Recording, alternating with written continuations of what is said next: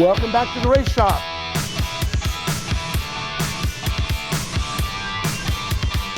Hey, thanks for joining us again. Welcome back to our official studios here for our podcast for episode number 2. Number 1 is, as they say, in the can, and we're just about done editing it, so it will actually post after we're done recording the second one here, but that's okay. We learned a ton. We learned more what not to do than what to do, but I don't know how else to do it, but dive in. One of the early things we learned is more about how I want this thing, what I want this thing to be like, and how I want it to work, because it's about you. Because candidly, I already know most of these stories, so it's not about me, it's about you. I wanted to create an atmosphere where we're having whoever I've got as a guest, which I'll introduce in just a moment, but whoever I have, we're going to be telling stories about some of the cool stuff we've done, some of the retarded and crazy stuff we've done that's mostly hilarious, because it's so stupid, and how we survived all that, and we're still here drag racing many, many decades later. And I want you to feel like you'd like to be in a chair at the end of the table and telling the stories with us and laughing your arse off with us as well. So to that end, I've even come up with a name, what I want to call our podcast. And if you're a drag racing fan, this should make sense to you. If you're not, yeah, it may not, but that's okay, it doesn't matter. So our NHRA announcer, Alan Reichart, does a great job. And I noticed one of the phrases that he used when a car makes a good pass, moves to the top of the qualifying field, or becomes number 1 qualifier, he would often say, hey, so-and-so made a great pass, and now they're part of the Cool Kids Club. And I thought, God, that's it. I want to create that atmosphere. This, therefore, is the Cool Kids Club. And you are invited, and you are welcome, because I want you here to participate in this with us. So thank you for joining us. On the other side of the mic, I still have Super Tech Sean, turning all the knobs, making stuff work. Say hi, Sean. Hi, Sean. There it is. That's him. So we get to tonight's episode. I have been waiting for this one for a long time, because I've known this guy for a long time, and I know where some of the bodies are buried. And I know some of the stories we've agreed, we're not going to talk about that one. There's some stories we cannot talk about, but there's so dang many we can. I really think you're going to enjoy this. I've been looking forward to this night to record this video for over 2 years. Another story for another day. So tonight's guest, my good friend and ex-driver of my hot rod, Garrett Bateman. Garrett, welcome to our podcast, and welcome to the Cool Kids Club. I'm so excited to have you here. It's really cool. Thanks. It's awesome. Yeah, you've been talking about this for a long time. So long time. It's very cool to see it, start to work. Yeah. So we won't have this perfected tonight, but prayerfully it'll be better than the first one, the mistakes we made. Just some technical things, that you don't know till you jump in and go, oh my God. So to start with, as I shared with you guys last week, or the episode our pilot with Trevor, is that the guest has to pay for their pit pass to be here and part of the Cool Kids Club. So we told Garrett, you got to show up with your favorite drink, and whatever that is, from Dr. Pepper to Grape Knee-High to, I don't care what it is, Thunderball wine, I don't care. But whatever it is, bring your stuff, and we're going to share that, and I'm going to show you my favorite booze, and we'll share a bit of that, and I want you guys to know so you can go get this stuff. And I'd love to tell you that we were sponsored by these people, but we're not. This is just the booze we kind of like, and I think if I like it, you might like it as well. So I'll get to mine in a minute. But Garrett, what's your pit pass? What are you using here to get in? So my pit pass is something I'm trying for the first time. So it's not really? My favorite. So it's not your favorite. I've had it in the race trailer. Hold on. Had it in the race trailer for a long time, and everybody says it's great.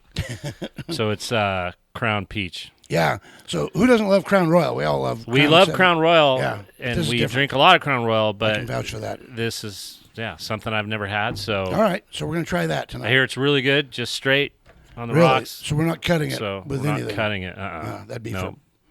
So well, I can't say. I'll this is my piss off all pass. the alcohol guys, but we don't want to do that. Oh, all right. So get that open. Screw the haters. Screw the haters. And there's more than a few of them. So let me get some ice going for us. Hang on.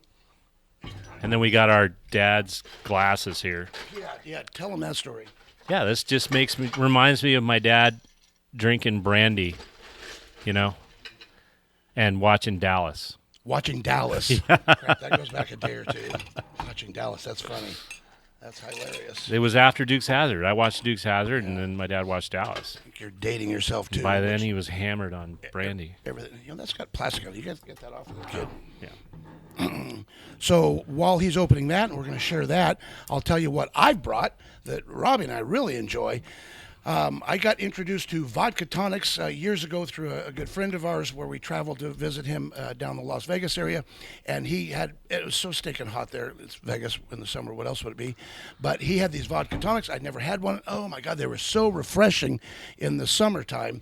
It was awesome. So that's my drink because you still can't get that damn thing unwrapped. Dude, you got some. Oh, my God. You got a knife right there. Yeah, I do somewhere. It's right there. I can see it. Isn't that a knife? No. Right by your phone. Oh, that one. Yeah, that knife right there. I was looking for a pocket knife, for God's sake. Watch me slash Yeah, myself. cut yourself. That, by the way, second episode of your podcast. Speaking of our copier business, commercial business machines, that is a Kyocera, which is the copiers we sell, branded ceramic knife. That thing's badass. Got works it. Really well. Hey, you're in. We're in. Woo! So, all right. There's your shot glass. What are we doing here? Pour for Are we us. shooting or are we drinking? Oh, we better sip because you gotta have mine too. Sip for a little bit, unless you want to shoot the first one. But I can't do 7 or 8. Shoot it. I don't care. All right. Well then, hang on here. Hang on. Yeah, And okay, there's mine, let's too. shoot it. Oh, you get the cool SoCal speed shop Oh, one. fuck, my Give God. me this. Here, shut up. Take that one. That's SoCal too. My God. Okay, cool. Jeez Louise. I can tell you're gonna be high maintenance. I've always been high maintenance, Greg. That's true. I can vouch for that too. So, all right, awesome. Oh, wait, So, yours is a little more full. I than noticed mine. that you like me better. All right, so we got Crown Peach, unsponsored, and we're gonna try it. And, Unsponsored. Here we Yeah. go. all right, Ready? God bless it. Send it. That's not bad. Hey, I get the peach. That's pretty good. It's pretty damn good. Everybody that told me that was good. That's pretty good. I could get probably too used to that. Wow. That's good. Yeah. So you want some on ice, or are you going to move to what I have? Well, I'm going to have what you're having, but I'm going to go back to this. So get yours out. Okay. I mean, so your here's drink. what I've got. So vodka. Ciroc. It's go big or go home, by God. So yeah, I bought the big bottle because I don't think we're going to finish this tonight. But anyway, Oh, don't say never. Say never. but that's the vodka that I stumbled across a few years ago, and it is kind of top shelf stuff. But there's lots of others. This is just the one we like because I feel like it's it's smooth and it doesn't just rip your lungs out all the way down. Smooth, real smooth. Smooth, real smooth. So anyway, we'll make a vodka tonic here where we talk. While I'm making this, I want you to tell everybody, how in the world did you and I get hooked up all those many moons ago? What happened? What happened? When was it? Huh? When was it? It was around 2000 Yes. because I licensed in your car in 2001. Really? In 2001? Yeah. Because Wow. we didn't do the Sonoma National event until 2003. Right.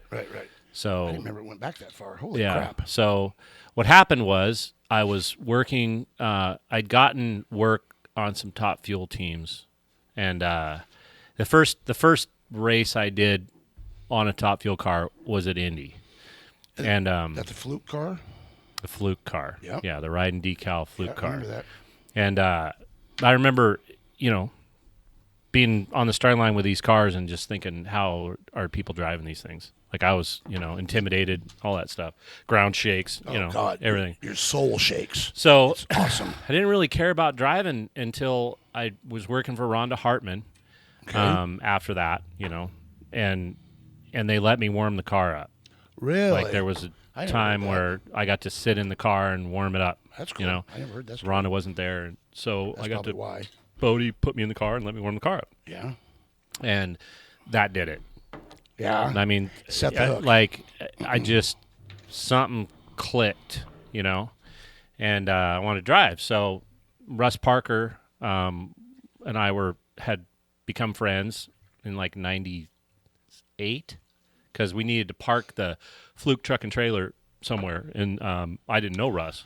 And so, I remember but I knew he that. drag raced. I knew they had an alcohol funny car, all that stuff. Now that you say that. So I went by there to see if we could park it at his shop and like pull the car out and work on it.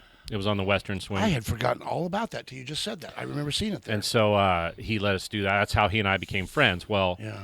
he and I started talking, now later, he and I started talking about letting me license in his alcohol funny car Oh, wow. if I worked on the car, like if I worked on it. So if I Right, quit the job on the top fuel car and then I went and worked on the car, he would let me get laps in it to Oh, get that's a cool. license, right? And so I got my fire suit, my helmet, I was all excited. Left the Top Fuel team I was working for, and then they lost their sponsorship, and they sold the car. Right. And so that's when, because you're friends with him, mm-hmm. and I mean, Russ, it was one of the biggest things somebody had done for me, because he could have just said, well, sorry. Yeah, tough crap. But he came to you because he felt bad that I wasn't going to get this chance, and you had just gotten your A-Field dragster. Right. So he didn't know me from Adam. We didn't know each other at all. Mm-mm. And I remember coming right out down here in your office and getting introduced to you. Wow. And I mean, out of the blue, here comes this kid with your friend Russ. Oh, hey, I was going to let him drive my car. How about you let him drive your car? Yeah, sure, no problem. You know what I mean? And what's your name again? But I'd gotten experience from working on the Top Fuel cars. I know that you'd gotten your car, you were new, figuring it out, and you needed somebody that had some experience. I didn't have a ton, but I had some. And so we made the agreement that I would work on your car and sort of be like the head guy. Right. And we would trade me working on your car for laps. So, but at that time, correct me if I'm wrong, but you did clutch somewhere on that Top Fuel car, didn't you? Yeah. Okay, because that's what I remember is that you were presented to me as, hey, this guy knows how to put a clutch in. Yeah. I'm looking at that clutch and going, wow, that's... Yeah. They taught me, right out of the gate, I learned the clutch. That was what I got put on, which, to any kid out there wanting to, be involved, learn the clutch. Because everybody needs a good clutch guy. Oh, God, yeah. I was told that back then. Well, it's true. Look, good crew guys are hard to find. But if you find one, the odds of finding somebody that can do the bottom end or top end is relatively easy. Finding somebody that can do a centrifugal clutch and do it well and the same every time is really tough. Well, when you just said the same every time, there's nuances to that. Right. And what, right. People do it a certain way. Everybody kind of does it their own way. Yep. And, and it's different, if I may, than an alcohol clutch. Not just the obvious centrifugal versus pedal, but I remember when I had my Pro Mod, to set the clutch, you had a dial indicator and put it in, and it was either at zero or it wasn't. So you had what I felt was something easy to reference. It's zero or it's not. Zero or not, yeah. Right. Not so with the centrifugal clutch. Right. It's a feel. It's a feel. There's a feel to it, and Right. So yeah, I was fortunate enough to get put on the clutch and learn the clutch, and then by the time I met you, I had experience with a centrifugal clutch. Right. And so which I desperately needed. That's how we got together. In fact, I had, oh my God, it's pathetic. When I bought my car from Jerry, I remember to even know how to start the thing, I'd flown Jerry up and with Randy Eakins, who was his clutch guy at the time. He and his now past father owned East-West Engineering, East-West Clutches. East-West Clutches, yeah. I think. Anyway, they own a clutch company, and he just lost his dad a year ago or so. But anyway, so these were the experts. So they come up. Well, I had my clutch guy that I'd recruited and trained to be on the car, his little short guy. And that first weekend when I've paid to have all this stuff here, so Randy's not going to move up here to help us. This is it. You better learn what you need to know. Right. Well, my clutch guy, every time we'd start the car, I'd look around and go, where is he? And he was backing up more and more. I remember you telling me about that. He was scared to death. Oh, he's scared to death. He thought the car was the coolest thing in the world until you started it. Yeah. And then it went to crap after that. So that didn't work out so well, which is probably why, now in hindsight, I was pretty receptive when Russ walks in my front door and goes, hey, this guy knows how to do clutch. Like, oh, crap, that'll work. So we got together. I didn't remember that your first year was 01 with me, because that was my first year. I mean, I had the car in 2000. We went to Phoenix at the end of the year. It was kind of pathetic. But 2001 was the first full season. Yeah, I was there right when you were getting started. Yeah, it was. And then we worked together, and it was 2 runs, and then wait a few months, and 2 more runs. And because I get it. I mean, I didn't know you didn't know me, so it's like, how did I give this guy his license, right out of the gate, and then have him book? You know what I mean? And then, so I get it. It was fair, I get a couple runs, and then, but the challenging part for me, driving a car like that, because I had not driven. I mean, What had you driven before that? Well, I have my 68 Charger. Okay. Still. It's a gorgeous car. My first car. You haven't seen it. You got to see this thing. It's gorgeous. I'll have that until I'm dead. It's spectacular. I'll have that car forever. But I've never drag raced that car in a right. drag strip. But that's it's the just point. like street raced it and stuff. Right. But I have a 70 CUDA that I still have, that I used to take to Woodburn. And I remember my wife Carrie and I went out there, and I ran a 13.7 something, Okay. and blew it up running that. Really? Oh yeah. Oh God. Yeah. Well, I didn't blow it up, just hurt it. Okay. I mean, I had to keep it revved up on the way home, so it had oil pressure. Oh, nice. But anyway, I'm coming back, and I, it's funny. It's like runs sometimes we make now, where there's a run I made in Les Leggett's Fuel Funny car that just sticks out in my head one time, that it just felt like a piece of crap. You know what I mean? I felt like I drove it crappy. It didn't feel good, and at the time with that car, we were trying to be competitive. I mean, back then you had to run 580s to be competitive. Now those guys, Bucky, it's 550s or it's crazy. But at that time, which is around 2011-ish, okay, it ran the thing felt like shit. Yeah. And then it ran a 589 or something, Okay. Which was competitive at the time. Right. Yeah. So, but my point saying that is that CUDA that day, it just went down track, felt like crap. And I remember coming back, and my wife was trying to, contain her excitement because I wanted to run 13-second pass, And then I got down to the ticket booth, and she's like, "You did it, you ran 13." She was all excited. Yeah. So that's a long-winded story, but the fastest I'd ever been in a race on a drag strip before I drove your car was a 13.76 or something. I'm not sure I knew that at that time. Yeah, that was it. And so then I drove your car. Okay. So, all right. Before we move on, this is my pit pass drink. This is vodka tonic with Ciroc vodka. So cheers. And I've had this before. It's good. That is so refreshing. Man, that is refreshing because my ass was upstairs. I told you it was upstairs in the chair today.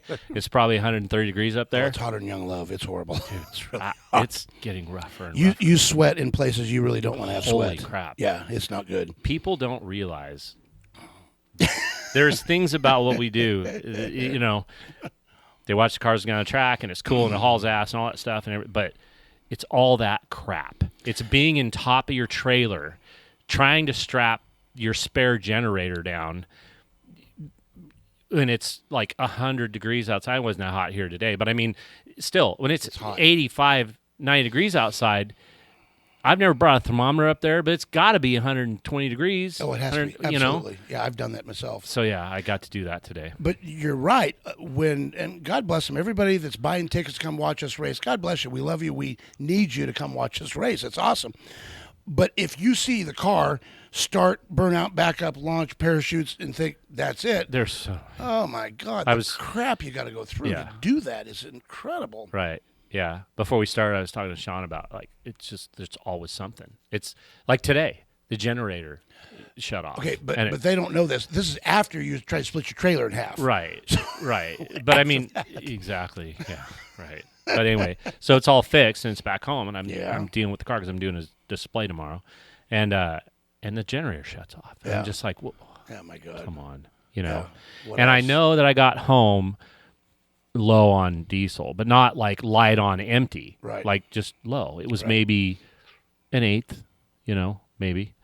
And so before I fortunately had the wherewithal to go, I wonder how much diesel's in this thing. So I put 5 gallons in it, crank it, because I had a jug, and it starts. Oh, it's got to be low. So I check, and sure enough, now my light's on, and it's like buried empty. Right. Well, it wasn't like that when I got home. So something's funky. I don't know. But I went and put 20 gallons in it, and so now it's almost at a half a tank. Okay. So it's not reading right. But you can't just put 20 gallons in it. It's connected to the trailer. Oh, right. So now exactly. So I've got the door down. I'm ready to take the car out. So now I gotta put the door up, keep the generator running long enough. Putting the 5 gallons in, because it stayed running. Because I put in that 5 gallons is enough to keep the generator running. Sure. Get the door back up, back it up, disconnect, go to the Loves, put 20 gallons in it, and when I put the 20 gallons in it, I'm like, dude, it's almost a half tank. That doesn't make any sense. No, it doesn't. So clearly, I have a gauge issue in the tractor, which I don't know. There's just never. My point to that is it's just always every time I go to a race, I don't care if I'm going to Woodburn or if I'm going to Pomona or There's if I'm something going gonna fight to you. Indy. Yeah. There's something. Yeah. You know what I mean? And it's just part of the cost. The trailer lights just stop working. Yep. Just Had that happen. No trailer lights today. Yep. Figure it out. You know? Yes. Like your door, you've had problems with your door. You had problems with your airbags on that thing. bags. Injector problems. Injectors. Like, Yeah, it just goes on. it just goes on and on. So every time I feel bad because I'm dealing with my own crap that just never ends, I think, well, at least my trailer didn't try to split in half. Yeah. So you tell the story right where the gooseneck part. It's a full semi tractor trailer. It's It's not a toter. It's like a 53-foot champion. Yeah. Older. I mean, but it's a real one. Yeah. I mean, it's a nice trailer. Yeah. 53-foot champion. You know, expensive trailer. It's a Kenworth T2000. We tow it with. But I remember coming to your shop and you were trying to patch together the front half to the back half of the trailer because it was starting to fracture.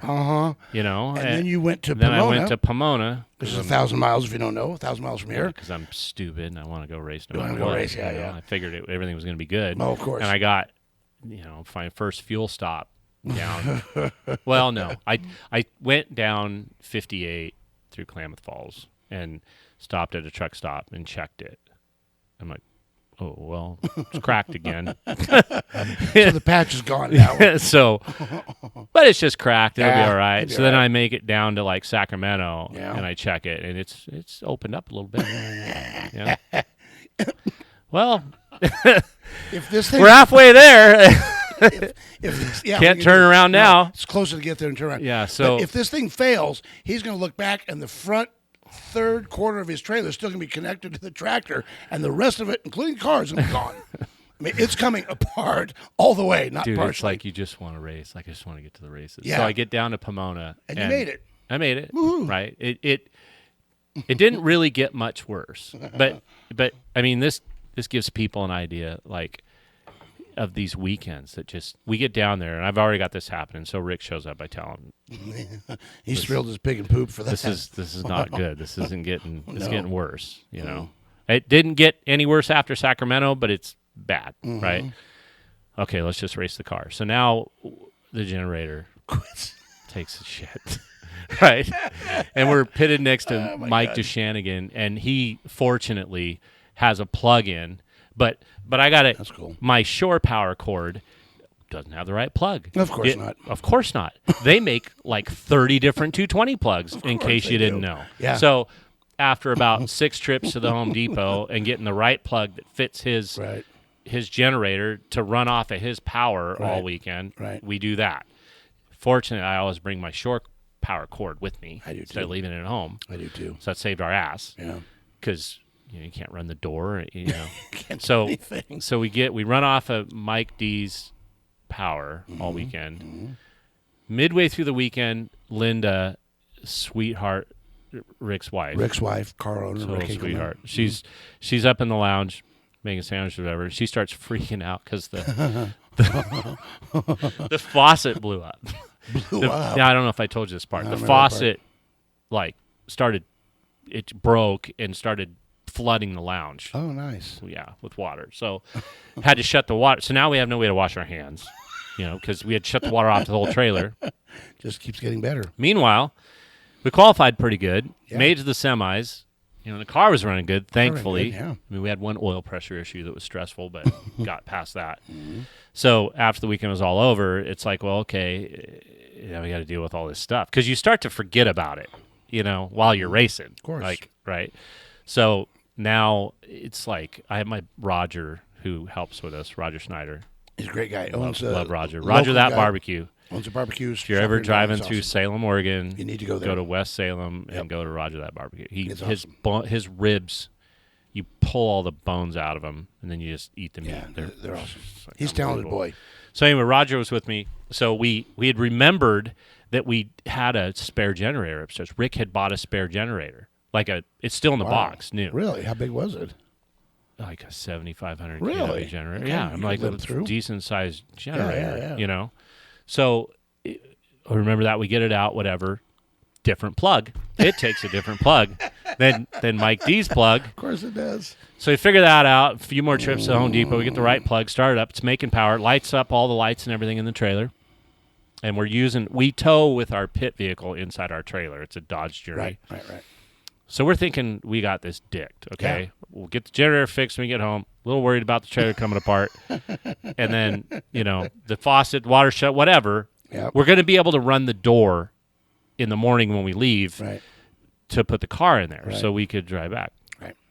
Go to the hotel. Show up at like 5 in the morning is when we get an early start to get out of there. And this generator won't work the door. It's just not strong enough. So you can't open the rear door of the trailer. And this is after because we're considerate, right? We pulled the truck and trailer way over in the corner of the pits because there's people trying to sleep and stuff. You know what I mean? Yes.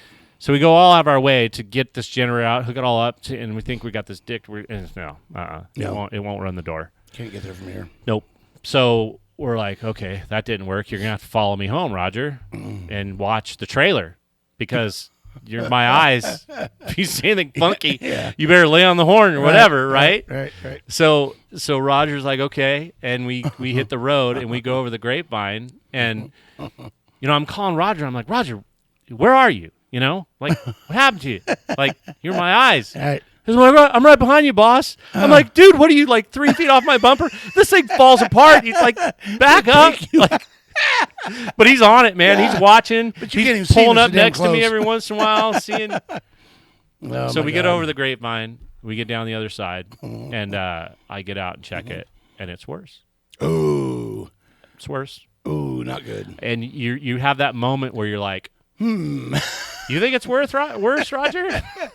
I don't know. What do you think? Second guessing, yeah. Nah, probably not. Is it?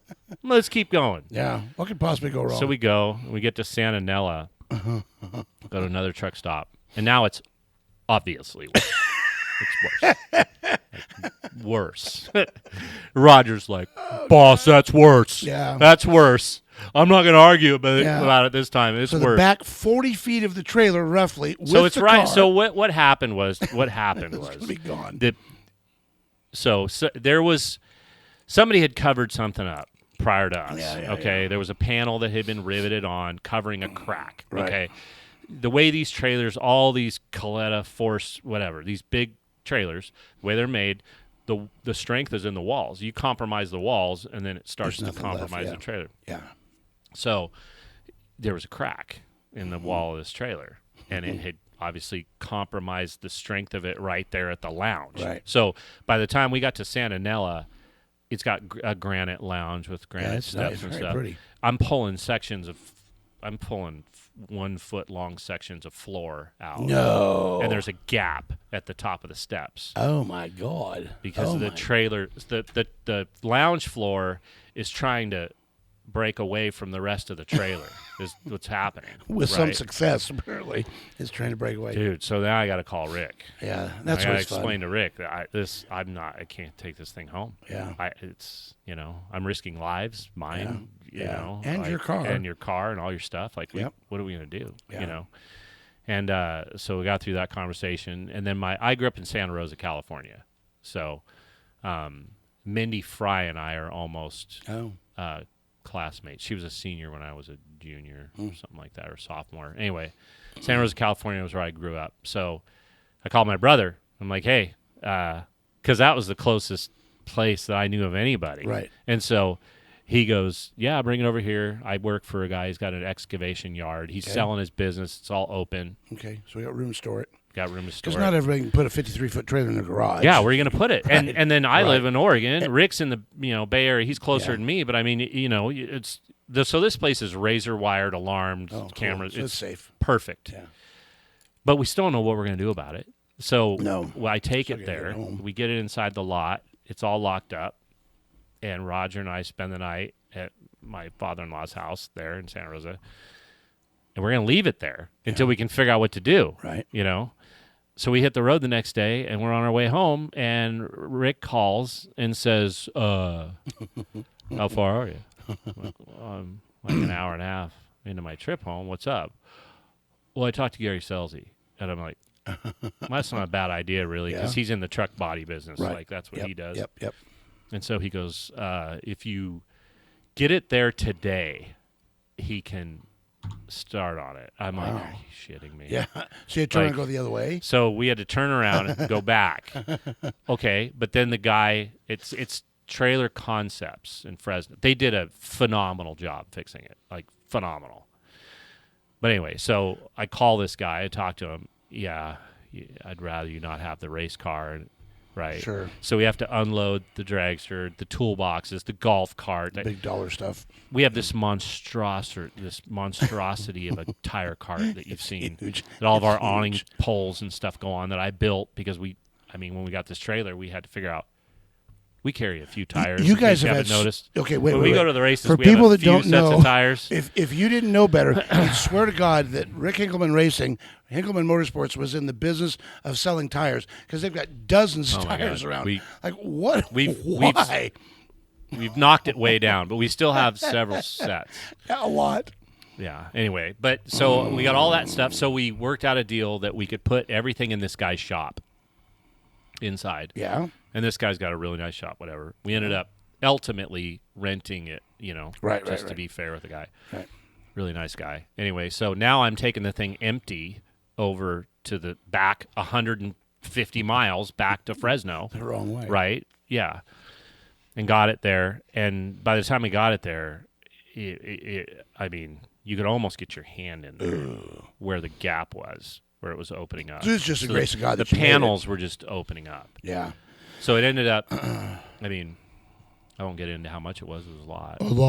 A lot. Lots of to money. fix it. Yeah. But what are you going to do, right? Yeah, you don't have a choice. The trailer's worth X. Yeah. If it's broke, I mean, even if you wanted to sell it, you can't sell a broke trailer. Like, you're stuck. Yeah, you know what I mean? choice.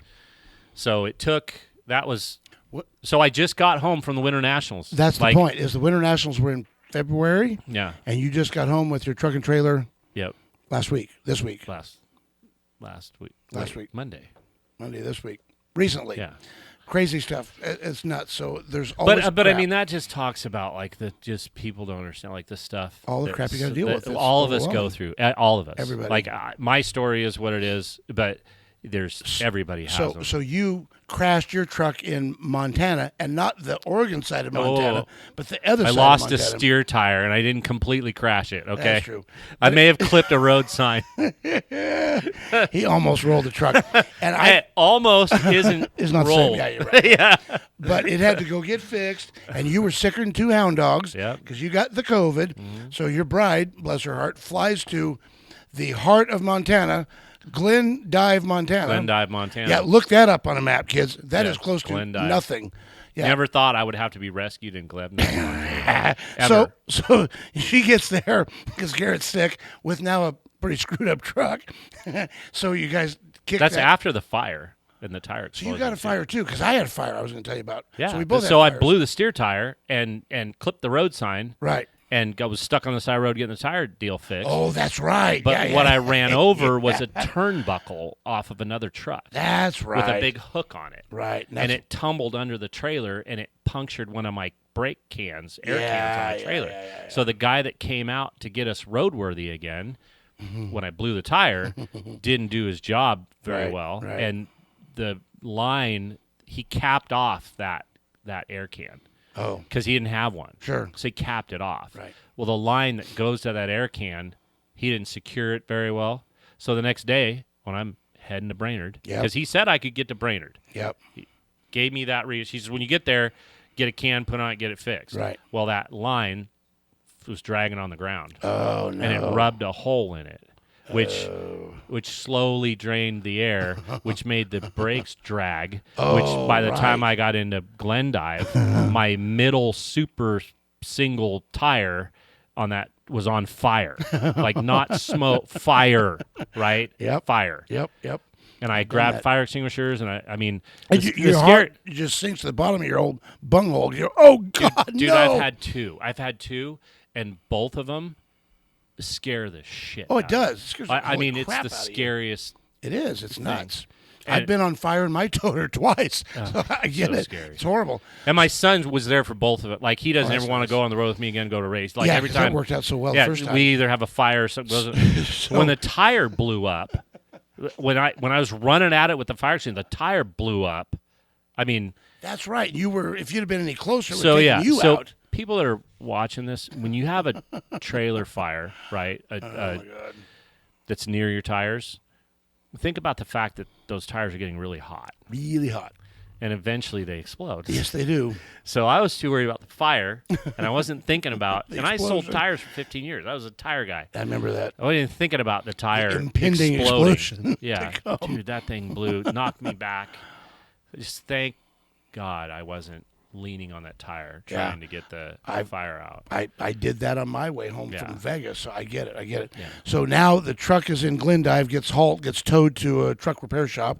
They got to fix the trailer, they got to fix the tractor, and now you're still sicker than two hound dogs. Well, that's when I really started to get sick. That's when the guy at the truck repair place said to me point blank, he's like, I need to take you to the hospital. Yeah. I couldn't walk You were not doing well. 10 feet Right. without like taking a knee. So Carrie, bless her heart, flew there, which is not easy to do. You can't there's not a lot of direct flights from Portland to Glendive, Montana. But so you got to take a few flights, get there, and then you kicked the Dodge out of the back of the trailer. That's your tow vehicle. And you guys drove that and headed for home with her driving. And you said, after being in the ER. well, there's that, yeah. You know, dealing with the COVID pneumonia. So we got because she had a rental car. She got a rental car. She flew and got a rental car, and she took me to the hospital. I got diagnosed with COVID pneumonia, and then we went back to the hotel. And then that day, later on that night, I just couldn't breathe. So they took me to the emergency room. Anyway, that's a whole nother story about COVID, and I mean, nobody helped me. I mean, the second time I went back, they didn't want to let me back in. They literally said, "What are you doing here? You need to go home. Yeah, get out of here." Those are horrible times. And they checked me back in, and ultimately, I got put on oxygen. Yeah, and we had the journey in the trailer. Right, there's their tow rig for the race car. Mm-hmm. Right, and so I had to with my portable oxygen tank. I mean, wow. Normally on a good day, it takes maybe 15 minutes to get that car out of there. You know, drop the door, unstrap it, whatever, get it out of there. Mm-hmm. It probably took me an hour and a half to get that car out of there. Wow. Because I just couldn't. Oh, yeah. Oh, that's and horrible. so we took the mattress out of the sleeper of the tractor and put all the seats down. Yeah. And I laid down in the back and breathed on my oxygen, and bless her heart, love her to death. She drove me straight home 18 hours. So then you're home now, but your race car, your truck, your trailer are eventually, I don't know, a week or two later, whatever it was, got repaired. You weren't up for getting it home. Right. And so I worked with Rick, and we went there with one of my crew guys who went with me, and drove the thing back and got it back home. Which was awesome. It was great. It was been one of the best things that ever happened for Rick. You know what I mean? Great. It was great. But anyway, the point of all that is... But that's also a comment on racers helping each other out. Oh, absolutely. Like, you know, we help each other out. Yeah, I think I said in our first episode with Trevor that one of the coolest parts, in my opinion, of the sport is I saw the sticker on Joey's car, world champ Joey Severance, many years ago that said, enemies for 5 seconds, friends for life. Right. And so when we're at the starting line, I'm going to do everything I can to rip your heart right out through your bunghole or somewhere. Not fun. But once we cross the finish line and whatever it is, and we come to a stop, if you're moving on, I take parts off my car to help you to go on to the next round. Right. And that's the way we do it. Yeah. So, and that's what happened when they needed something. I helped them out a bit, and it was great. And when I need help, Rick has been incredibly good to me here when I've needed some parts since then. He's been wonderful. Anyway, so it ain't easy. This stuff is just stunningly difficult. And if you have any want to quit, this isn't for you, because you will. You just got to be brain dead that you just keep going, which means you've been hit with the incurable disease. You think COVID's hard to get rid of. The incurable disease of nitro drag racing. I don't know how there's no cure for it, because you just keep going, I want to do this. This is so cool. Yeah, like we were originally talking about, for me, I don't know where it came from. I don't. Like, I mean, I have my Charger. You didn't grow up with it. My dad restored antique cars. My dad had, like, Model Ts. Like, when I was a kid, I would make money going to swap meets. I mean, I know about Durants and Stars and, Franklins and, like, all these old antique cars that nobody knows about, because I grew up with my dad restoring antique cars. So, like, I'd make a few. Right? No, it's original antique cars. Right. So I'd make a few bucks at the swap meets, because all of his buddies in the car club would say, hey, if you find the gauges for this, 1930 Chrysler that I have somewhere, I'll spot you $5 or $10 or whatever. So then, how did you get the throbbing one? So then, I Dukes of Hazzard. Get back, back to the Dukes of Hazzard. Like I was like a Dukes of Hazzard freak. Wow. I mean, almost painted that thing orange. Oh, and wow. Ran the flag. With Almost. the flag and everything. But then I thought, that was just going to be stupid. So, but I want a Charger. And you've had that car since you were in high school? I was 15 years old. Yeah. I built that gorgeous. car. My dad, so I bought it. I made my own money and bought it. It's $500 for two of them. I wish I would have kept the other one. No kidding. Holy crap. It's kind of insane what they sell for now. Oh, yeah, it's nuts. But I got the two, and we made one good one out of the two. Yeah. Got rid of the parts car. Yeah. And when I was 15, I would ride my bike down to a guy named John Capriva. I'll never forget the guy. He taught me a lot. He was a Mopar guy. He was a vet, Vietnam vet, Army vet. And he had a bunch of Challengers and Chargers and stuff. Wow. And so the deal that my dad made with him was, so my dad did body work, like, on the side. And so he goes, I'll do the body work on your Challenger. He had a 70 Challenger convertible.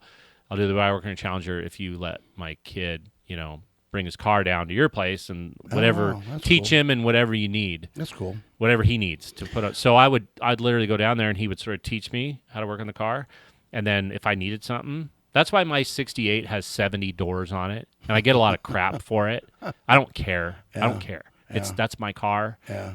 I don't care. Yeah, but I get it. It's got 70 doors because my doors were shot, and he had a 70 RT Charger, factory sunroof car. Oh, wow. I mean, people out there that know about Mopars, it was a Gator Grain, Panther Pink, RT SE factory sunroof car. Wow. That had been rolled, that nowadays could have been fixed. Right. But back then, it was rolled. It's in the back. Yeah, it's too much. So I took the doors off it and put them on my car. So of all the 900 pictures you sent me for our time together tonight, that in one of them. I sent you a Charger picture. You did? I did. I didn't see it anywhere.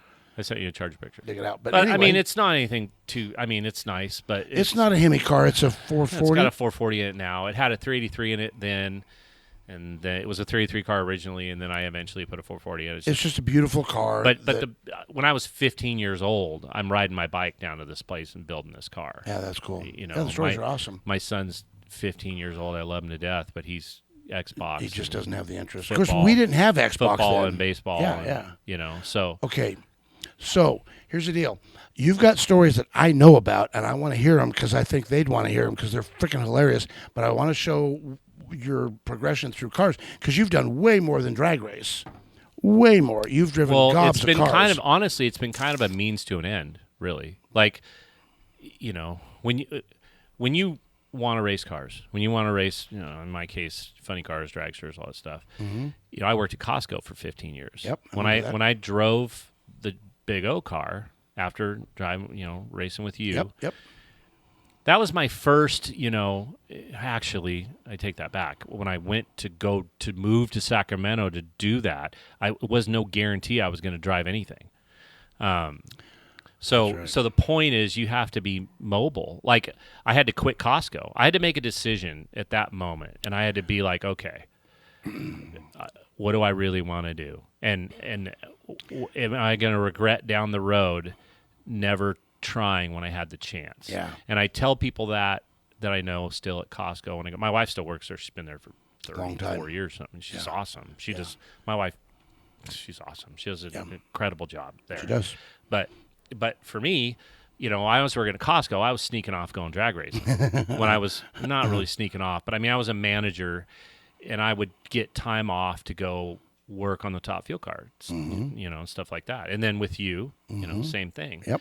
Well, that job or taking that job in Sacramento, that Big O car, I had to make a choice. Okay, it's time you're going to quit. And I talk to people there now that I know from back then, and they're just like, oh my God, I can't believe you did that. And it's like, look, I've been blessed. Like I've won Wally's championships. If you'd have told me then that I would have gotten it from Bonneville, that even the 5-engine tractor that I've gotten to drive. Cool stuff. We got pictures. I would have never thought, but it if I would have failed, if I would have just quit and never won a Wally and just failed, I still would have regretted not trying. Yeah. You know what I mean? So Costco's a great job. Costco's a great. They've been company. great for our life. My wife, right? Yep. But I'd be there now working in that tire shop, going, "What if I would have done it? right. All the what What if I would have taken that chance?" So I was in the same boat that I said to myself, I cannot, to the best of my ability, bless God, I cannot live with regrets of what I would have, could have, should have done. And this may sound really bad, and you're going to think badly of me, but I can remember being at the track and watching the grandstands, and all the people that were there had paid their $20-$30, whatever it was, to watch. And I said, if I'm going to do this, I got to be involved doing it. I can't just spectate. I don't even want to go. But that brings up the point that you and I got there, as it were, through very different paths to that top of that hill. And the top of the hill just means actively involved in the sport at this level. So Garrett hasn't owned any cars, but you've driven a ton. I've driven mine and owned it. So I took the path of owning all my stuff, and you took the path of driving for other people. So which one's right or wrong? There isn't a right or wrong. It's what's best for you and your circumstances. This was best for me. That was best for you. And you've driven a ton of cars, and I want to show some pictures here. Some of these badass cars you've driven. So we go to the monitor. See if I can pull this up here. So that was a Nostalgia AA Fuel Funny car. Gorgeous. And what an awesome picture. Holy crap. The time of my life. I mean, look, this deal with Rick Hinkleman in our car, and it's been amazing. But that deal was something I never expected to get to do. I moved up there because Bucky Austin called me and asked me to go to work for him. And we would have an A-Fuel dragster. I remember that. And he actually had a Swindle chassis that was old, and we were going to make it an A-Fuel car. Yep. And we did that, and then he got because Hadman was right up there in Puyallup. Yep. There was a car that Schumacher had bailed on, it's interesting. It's the Rich McPhillips car. It's the green Rich McPhillips car. No kidding. I built that roller. Really? So like the cool wood handles. Yeah. I made those because Bucky wanted like nostalgia style. I have that in my car, but they're hard to find now. Yeah, I made those for that car. Oh, like that car, I know that car. That car was I was all excited because I got to go to Hadman's and get fitted. Yeah. First time I ever got fitted. Yeah, there's things when you're doing this. Yeah, that are just like cool. You'll have to get fitted for a car. Yeah, it's awesome. So anyway, that never came to fruition, and but whatever. I mean, it just never did. Yep. So he decided to sell that car, and then here I'm up in Tacoma working for Bucky. Right. Which, Bucky. Look, Bucky's Bucky. very successful. Ultimately, Bucky did for me what he said he would do, and I've got nothing but respect and good things to say for Bucky. It was hard. It was hard. Very hard. It was a hard job. Okay, because I ran several of his stores, and I remember that. It was difficult, and it was something that I didn't have a lot of experience in, and I wanted to race so bad. Yeah. That's the thing. Like I just didn't care. Like I would do anything. I remember those days. And so I crazy. Some of the financial decisions you made to sell a home or move, and I thought, man, how are you going to ever recover? Yeah. So the way this came to be was that he sold the dragster, and he had told Carrie, my wife, that he was going to spring this on me, that I was getting to drive the car. So he took us out to dinner, and he's like, "Oh, I'm sorry, I sold the dragster, and you're probably thinking we're not going to race, and I told you I'd put you in a car." Like, what? So, what are we going to do then? Are we going to do something? And he's like, well, how would you feel about driving that Pluger Geiger funny car? Yeah.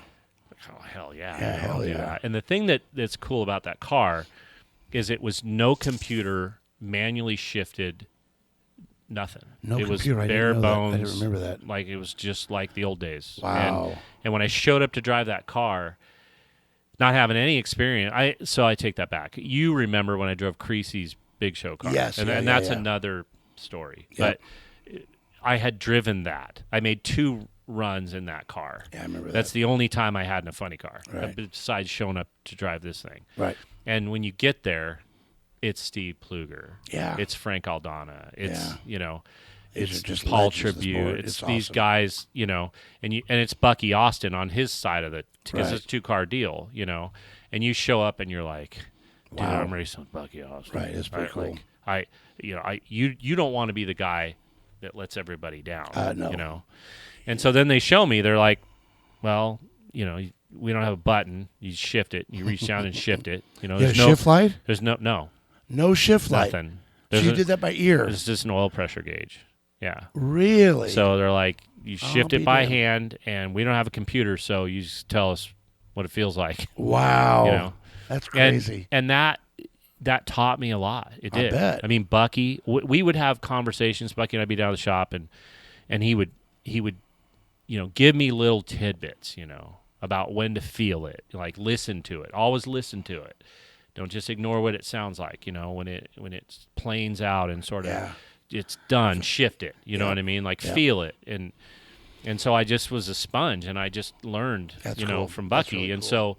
so we ran that car, and that was 2009. and we won the championship. won the championship. We That's beat. So crazy. I got to tell this story. So there is. That's the team. Look at all the people. I mean, God. the sad part about looking at this picture makes me sad is several of those people are gone. Really? That's crazy. Look how little Bo was. Holy crap. Bo's tiny. Wow. But funny story. I got to tell a story before we move on from the Pluger thing. But when we won the championship, we had like 20 points on Bucky, and we're first, and he's running behind us. And so, the car leaves and it shakes the tire bad. I try to short shift it. It just throws the car sideways. It gets on the header and it swaps lanes. Right. I don't crash the car, but I'm pissed. Yeah, no like kidding. I'm just like, this is. I mean, I would be working at Bucky's, and he had his championship trophy from 2008 down. Yeah. And I'd just be like, see you in October. I want that. Yep, because I just wanted it really bad. And so when it did that, I was so pissed because it's done. That's it. Yeah. Bucky's going to go A to B. He's going to win the championship, Right. and it's over. I just lost the championship Right. now, right? So I idled down the track. I was Josh Crawford, I think, was I was racing against. So I follow him off the track because I'm now in his lane. Now you're peed off. Right. I get out of the car, and Frank Aldana, who's a dear friend of mine, he worked on the car. I talk to him every week. He could tell a million stories. But anyway, he tells the story pretty funny because he's like, yeah, he goes, we saw that, and we were driving down to come get you, and it's all quiet. Yeah. Like Sucks. Nobody's saying That shit, sucks. right? That sucks. And a good friend of mine, Steve Strope, he built custom cars down in Southern California. Amazing cars, pure vision, amazing cars. Anyway, cars for Fast and Furious, all that stuff. He was there, and so they're coming down there, and it's quiet, and Steve goes, who's going to talk to him? Who's going to go talk to him? And nobody says anything. And Frank and I are really good friends. Frank's like, and you got to know Frank, but he's like, I'll talk to him. So they get down there, and Frank comes over and puts his arm around me. He's like, you had a good year. He had a good year. Don't cut yourself short. It's okay. Yeah. You couldn't do anything about it, blah, blah, blah. And he's trying to, and I'm just in tears. I'm so pissed. And then Steve kind of is paying attention, and Boychek's car goes by. Yeah. Because Bucky's next. I just figured Bucky's going to go A to B. He's going to beat Boychek, and that's it. That's it. And Steve goes, where's Bucky? I don't see Bucky. No. Where is he? And then, of course, Yeah, what? yeah. Where is he? And I run over. There's a guy down there on the top end, and I'm like, what happened? Where's Bucky? What happened? Did Bucky lose? And he goes, looks like Bucky smoked the tires. I'm like, no red light? Bucky lost? He goes, yep, looks like Bucky lost. And we won the championship. Oh, my God. And we freaked out. I'll bet. And Bucky came by. That'd be so cool. And if he could have coasted that car back to Tacoma, he was way out there. Yeah. And he was ultimately, he was good about it. But, he's competitive. Oh, he's very It's Bucky competitive. Austin. The guy's a badass. He is, It's absolutely. Bucky Austin. Yeah. You know what I mean? That's awesome. So that's just a fun story. Like, we have these stories that are just ours. Yeah, and you got a couple I still want to get to, so I got to move through these here. So more pictures of that funny car. Yeah. The trophy. Yeah. There's your beautiful bride and your son, who does not look like that Yeah, anymore. he's way Then again, bigger neither now. do you, or neither do I. Are we going to do these shots? Yeah, I poured these well for you. Here we go. Clink. Fuck the haters. Fuck the haters. Not in the good way. It's like Fireball, but peach. But peach. It is peachy. Yeah. So that's a 40 Ford. So what? So Well, here's the point. Garrett has other talents. He built that damn thing. So my little shop down in Albany, I call Unbelievable. it Quarter Mile Inc. I just work by myself in my shop. That's incredible. And, so what did this look like when you got it?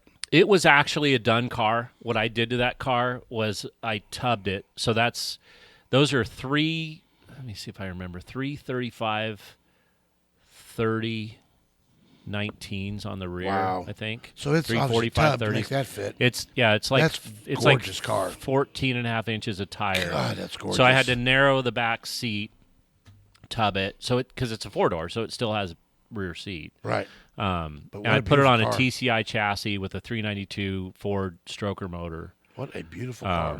I didn't have to do any paint work on that one. I mean, I used to paint, but I don't do it anymore. But that one, the body was like it was. I just changed the ride height, put it on a chassis, and tubbed it. And That's cool. yeah, it's a Then cool we get car. to Bonneville. Whoops, no, not That's yet. a Pardon me. GTO that I did. There's GTO you did. Like a Pardon me, frame spoiler. off, yeah. Oh, crap. Yeah. Why now we're to A fuel. This isn't chronological, maybe. But holy crap. So this One is of the increments. biggest A fuel explosions. Look, if ever. you guys follow this sport at all, you know that top fuel cars can grenade a motor, and they do that. Maybe not as much today as they have. I think in I the past, sent you. but- Didn't I send you a picture of it blown up? Oh yeah. But I didn't see all these Like pictures. the cylinder gone. And Yeah, everything. so check this out, kids. Check this out. So that is not normal A fuel carnage. So it gets better or worse, depending on who's had to pay for it. Where are they at? Here we go. So now we Yeah. See the hole in the cylinder head right there? Right there. That Part of the head cylinder head gone. is bent back. So it's look at the rocker cylinder shaft head is is bent. Yeah. This rocker shaft is funny gone. funny story about that rocker arm. So Yeah, because well, it's gone. I'll tell a story about. I'll get to that. Okay, so that's what you guys pick up. The scoop's gone. Yep. Wow. And then here, Yeah. when you pull the cylinder head That off. used to be number 2 cylinder. Oh my The God. sleeve is just gone. Gone. So this matches obviously the sleeve. So the sleeve when it exploded, the Went sleeve down. took out that frame rail. Unbelievable. So that That is not normal A fuel carnage. It's just not. yeah. That's crazy. That was a week before Pomona World Finals, and we had it on the starting line and ran a 5:25. Wow, Next that's lap. awesome. That's which awesome. which to me, I mean, it gives me goosebumps. It like should. It's that awesome. that when that happened, I mean, first of all, it was a valve train, failure. It caused it to hydraulic. Yeah, you don't want to stop And- closing and opening the exhaust valve. Yeah. Nothing good happens after that. I was racing Johnny Otten, and what happened was I remember the car left, and it Johnny's. I could see him, but I mean, it's not like he's kicking my ass. You know what I mean? And so we're going, and then it stumbles. It makes like just a stumble, and then it blows. And what got my attention the most was the magnetos flying past me. It wasn't so much the concussion. or- Really? I saw the magnetos fly by. Both And mags are both exited of them the car. tied together, and I'm like, Oh my "Oh God. shit!" That And they're can't be skipping good. down the track. Oh, that's very bad. That's very So bad. fire gets in there. You shut shut your stuff off. Get it pulled over to the side as quick as you can. Did all that. Got out of the car, and it wasn't it wasn't that traumatic. Other than I was like, "Holy crap!" So I got out of the car. And then turned around and saw the motor. And I'm like, oh shit! Like this is bad never seen because a fuel the car motor do that. looked That's worse than unbelievable. it felt. I mean, when the mags God. fly past you, That's bad. that's bad, and you know it's bad. But it didn't. The carnage was way worse looking than it felt. So were the mags fixable? Did you fix the generators? Yeah, I think we had them. Yeah, Really? we had them That's fixed. amazing. The drive was destroyed. Or no, the drive's still on it. Drive's still no, there. the drive was broken. We had to get the drive rebuilt. The mags but got there's rebuilt. clamps that hold those on. That I Yeah, that don't know how stuff's you, gone. I don't know how you get those off of there like that. You those break them clamp- off when that happens. It just God, those clamps are. Oh crap! Is that your motor plate? that's the motor plate. Oh my God! I hadn't seen that. That motor plate should be coming straight down to here. Yeah. Oh my God! Yeah. I'm telling you, this is not an A fuel explosion. And That's the other top fuel. side of the pan, which you're not seeing in this picture, was blown out like like nuts. Yosemite Sam. Just blah. Really? It's like splintered out like the end of a cartoon shotgun. Oh my God, that's nuts. And who knows where, pieces of the sleeve and piston is, who knows. But so we get it. First of all, my wife's like freaking out because like she's got shocking. everybody calling her before I could call her. She wasn't there. That there was this huge explosion. So you get her calmed down. We get it back, and Rick's in the trailer. Like Rick doesn't even come out. We just start taking it apart, and it goes to that what I said about we just help each other, right? Right. Shane Westerfield came by and offered his shop, to work cool. on it. That's People very were offering stuff, and we're just taking it apart. And I go in the trailer, and Rick's like, "How bad is it?" I'm like, "It's pretty bad." He It's didn't pretty come bad. out to look at He it. didn't come out because Man, I can to so him, relate to that. you got to I put get yourself. To him, it's just. I mean, he doesn't ever want me to get hurt. That's his number one. Of course. They told me on the starting line he was, oh my God, is he okay? And that was fine. But after that, and everybody's okay, it's just dollars. It's son. dollars, the It's cubic just, dollars. like, how much money yeah. did this just cost me? Yeah, and it's astronomical. That's and a lot of money. And you don't want to see it. No. You know what I mean? I feel the same way. So- and the bitch is when my crew is all excited, like, oh my God, look how cool this blow it up is. Well, you don't have to pay for it. I do. Yeah. It's not something to brag about. It's not something to celebrate. You know what I mean? God, that's amazing. So I said in the trailer, I'm like, we can fix it. I mean, anything's fixable, right? He's being the optimist here. I mean, it's. I mean, Pomona's my unicorn. Like, I've been to the final like 4 times there, and like Pomona's like we're going to Pomona. We're going to Pomona, cool. right?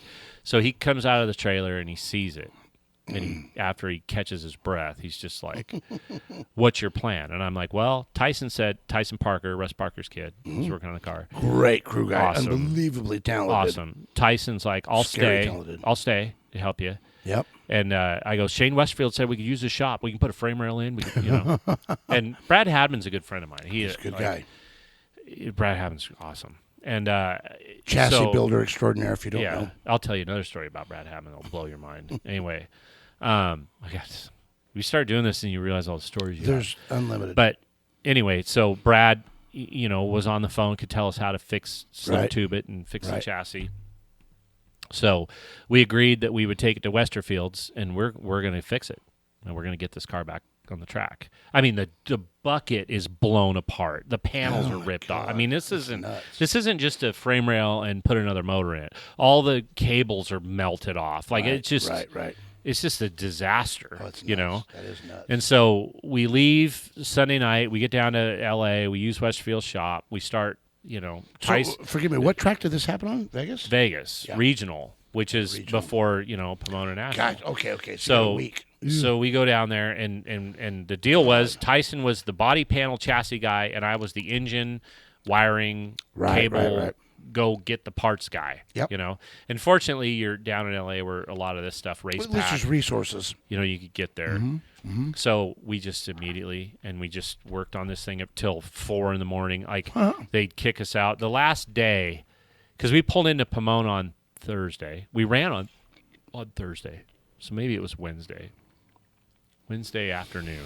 I think Wednesday afternoon we pulled into Pomona, so we had like Monday and Tuesday to work on this thing, and Monday and Tuesday to work on this thing. And Tuesday night, when we got shooed out of Westfield shop, we were working on it in the parking lot. Like till I had like homeless people coming by, like checking the car out. Like that's amazing. So we ended up Wednesday pulling into the track. I was working on it in the trailer when Tyson was driving it in. Wow. And then it's just, I could get into the details, but it's just Tyson welded the frame rail in very like Monday night, and so we had that done, and then he had to go to Frank Aldana, who I've referenced before, to get the bucket fixed, to get the panels fixed. So by the time Wednesday came around, it was just getting the chute cables and just shit like that, done. And so we get in there, and it's Thursday. We made a run.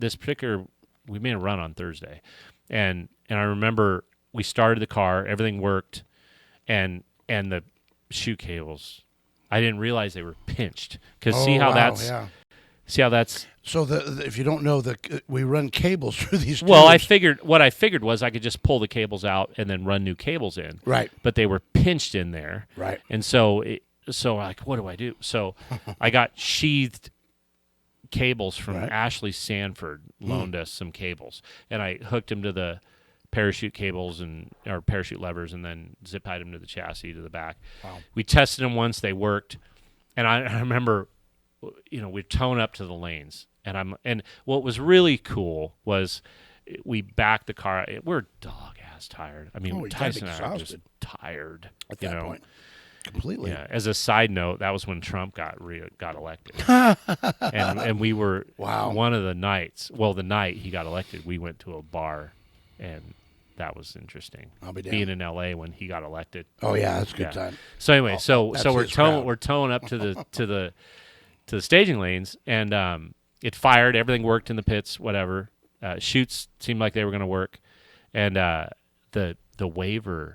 The girl in the trailer, the lady we didn't do our waivers. Nobody thought about our waivers. Oh, okay. Wait. They got to know what that is. Yeah, If for our starting lane familiar, waivers, you have to sign a release that says no matter what happens, we're not going to sue you NHRA. Right. And that's called the waiver. Well, it's a big deal. Like you got to have it done. Yeah. Yeah. Otherwise, big deal, or you don't get a run. No. Right. So she's out there waving the deal, and she stopped us, and we signed our waivers, so we were all good.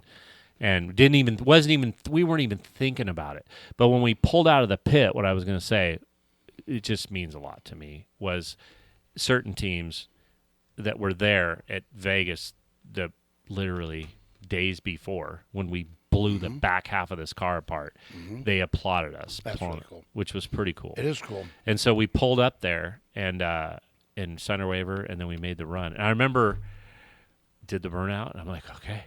Right, nothing fell off yet. It's backing up. Okay. Yep, all right, we're good. Stage the car. It leaves, and I'm like, it's going. We're good. It's making it. You know what I mean? Because you're just waiting for anything to go wrong, and it's making it. And I'm like, this thing, it's running pretty good. You know what I mean? Cool. And at Pomona, it only had one chute. Ultimately, only had one chute. So it was a little sketchy getting it. I mean, I kind of had to bark it around the corner down there. I mean, it's Pomona's got a very short. You got to be on time at Pomona. Yeah. So I get it off the track, and I'm thinking it ran pretty good, and then somebody came up, might have been Jackie or somebody came up and said, "Dude, you just ran a 525." That's awesome. That's really so cool. Anyway, that was a tremendous amount of work. Yeah, and to overcome. And Tyson Parker is a stud. He is. He's awesome. He's just a stud. We'll have to do an episode just with him. Yeah. We got to move on here. So now we're looking at other things. 5-engine tractor. 5-engine tractor puller. Everybody needs to drive one of those. Yeah, it's pretty cool. Local guy, Mike Sharpelow. Mike Sharpelow, yeah. Owns this tractor. It's just which very badass. That's a childhood dream thing. That before really cool. Ever drag, like when I was a kid, like talking about my dad and antique cars and stuff, his buddy took me. Yeah, it's weird starting it and everything too. Gorgeous. But his buddy took me to a multi-engine tractor pull. Oh yeah. When I was little, right? That's cool. And I'm like, oh, it's so cool. And then I never really was around it. So then when I met Mike, and I had the opportunity, he offered to have me drive that thing. I'm like... And you'd never done it, and it's not the same as Bonneville. It's not the same as drag racing. Yeah. And we have a local deal here in our neck of the woods called the Sublimity Harvest Festival. Robbie and I have sponsored it for, most of 30 years with a copier that they would use, and we go out there all the time to watch, and here we are watching that tractor with Garrett drive it, and I'm in the stands watching him do it, and I go, okay, he's never done this. This ought to be great. And 421 feet. Okay, 300 foot's a full pull, and they want you to do good and get the fans all riled up. But on the other end of that is some parking, and then there is Highway 22. Yeah. Right? So you can't keep going forever. And so Garrett lays into that thing and gets it to work really well. It's got a lot of power. 421 feet.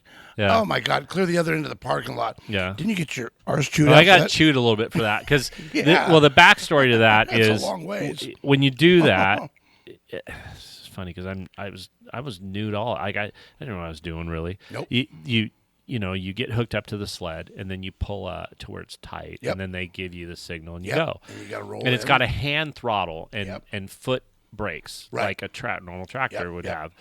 never driven a tractor in my life. I mean, my lawn tractor. I've never driven a legitimate tractor in my life. So, Oh my God. so they go, so they give me the signal to go, and I just breathe on the throttle, and it dies. Oh. It just silent, right? Oh. And Sublimity Harvest Fest,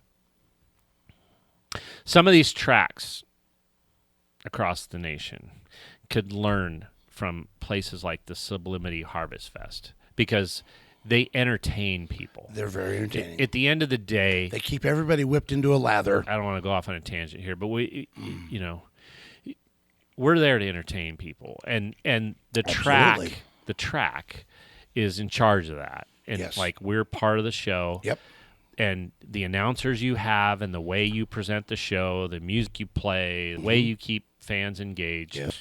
is important. And this particular Sublimity Harvest Fest is the announcer is just like showed up to the party and came up short. Wah, wah, wah. And I hear this right loud and clear, He's and I'm like, quite a character. and I don't know what happened. I mean, I'm like, what?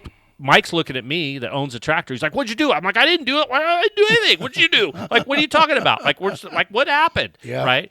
Well, it turns out that the umbilical cord, the power cord, pulled out of the sled. That's what killed it, right? So they go, "Okay, we'll let you do it over. It's our fault. Yeah. We screwed up. We'll Yep. let you do it."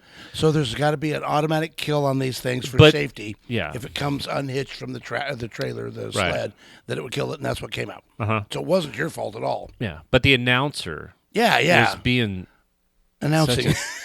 he was entertaining, but he was Yep. he was he was Yeah. entertaining. He was doing his job. Yep. But he's getting under my skin. Sure. So I'm like, okay, we're gonna Right, start. you I'm bitch. pulling this Watch son this. of a bitch to Salem. Like I'm pulling it out the back. I'm taking it into the pits. Yep. If it gives me a good pull, I'm not stopping. Right. And so it works. And this is exhibition. It's not It's competition. exhibition, So yeah. they don't have it set on kill. Yeah. So it stays running. It starts pulling the sled, and look.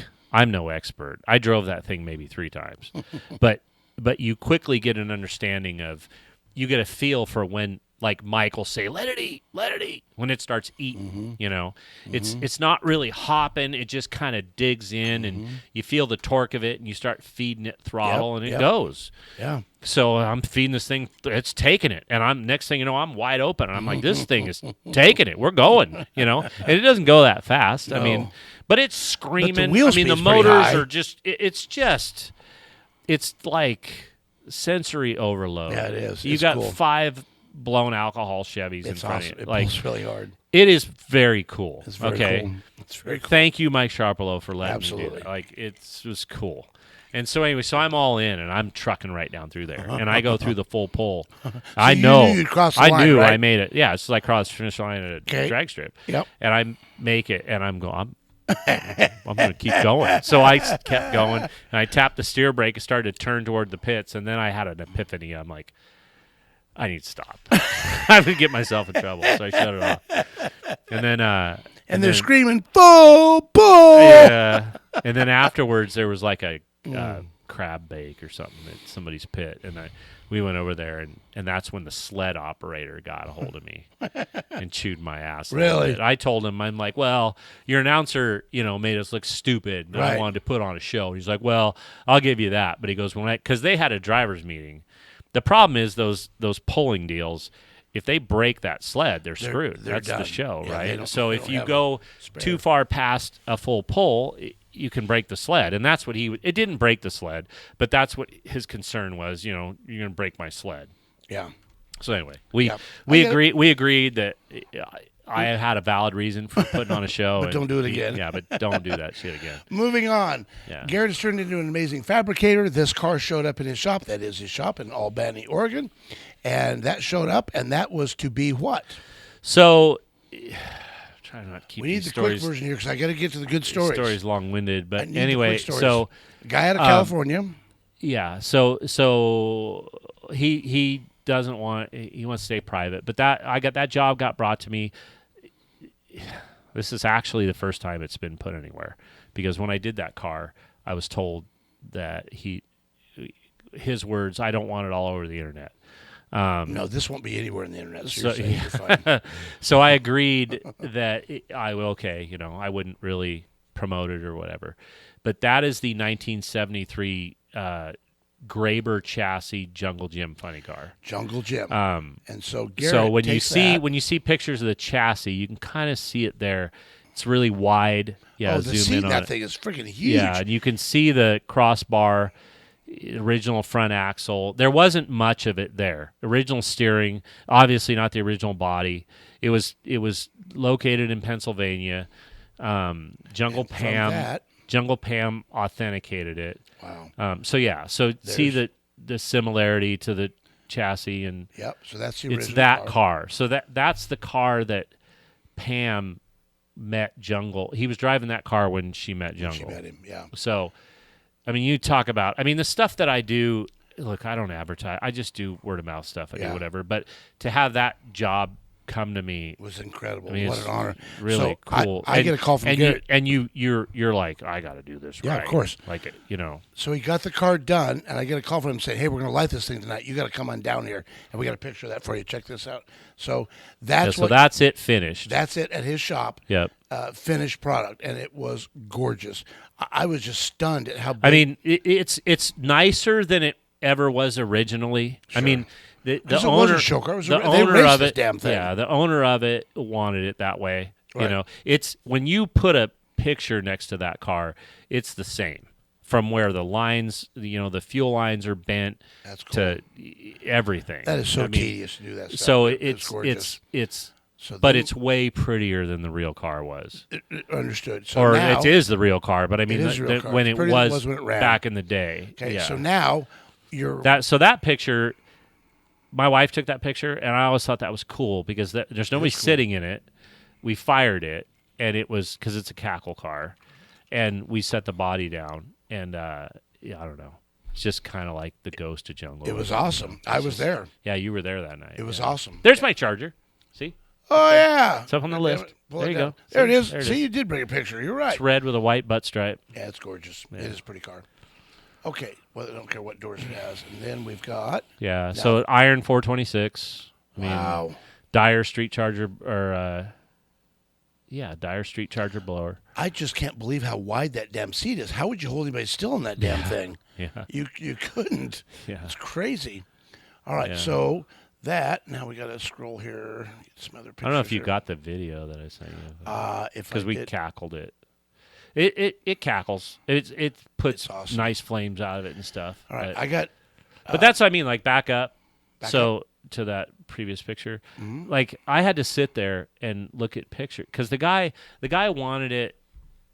When you look at a picture and you look at the car, he wanted it to look like it was, like, of course, perfect, of course. So all these lines had to be bent exactly like it was. I had this one photo of it from the side.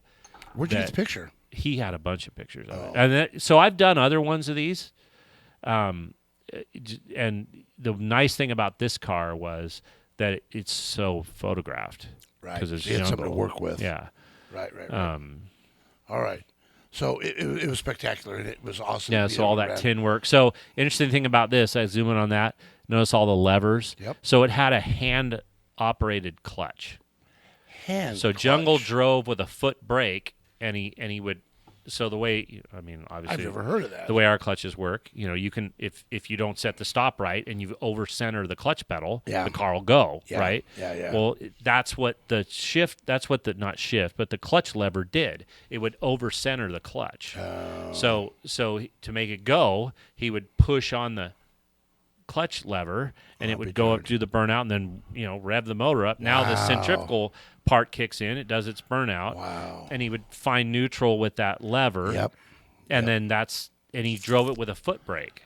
God, that's so that's backwards. how that so I had to look at pictures and fabricate all that. That's crazy. It's the original steering wheel. So that's one thing I thought. That's crazy. I'll leave that. Yeah. Like if you zoom in on it, it's not very pretty.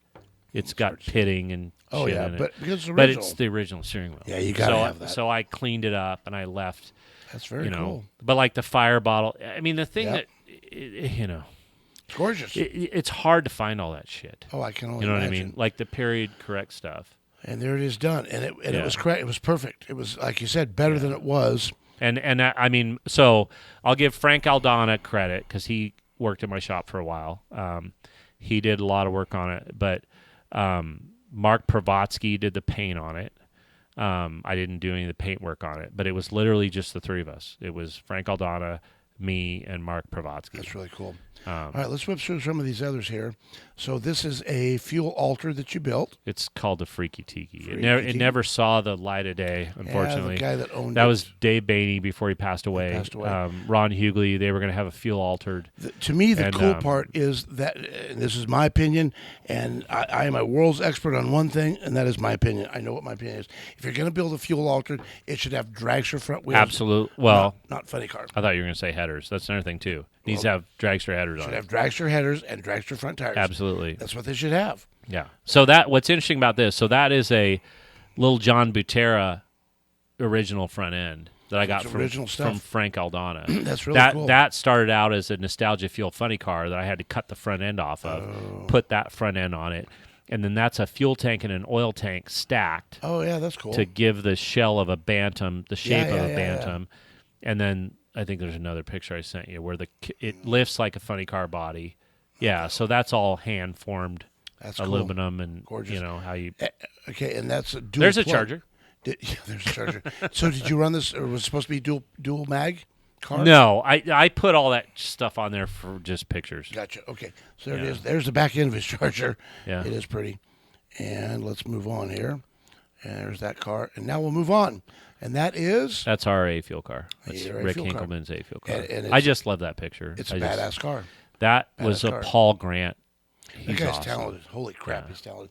Now we get to Les. So that was after Pluger. Yep. That was the Les Leggett Nostalgia. That's the one I told that story. It went 589 and thought it was a crappy Now we're run. to Bonneville. I got to get through this because I got to tell these stories.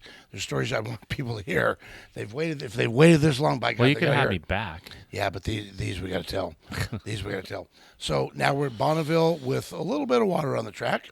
Well, Bonneville, I mean, we have to kind of start from the beginning with Bonneville. I mean, where's the car? Like the whole picture of the car. I know I sent you one. Yeah, hang on.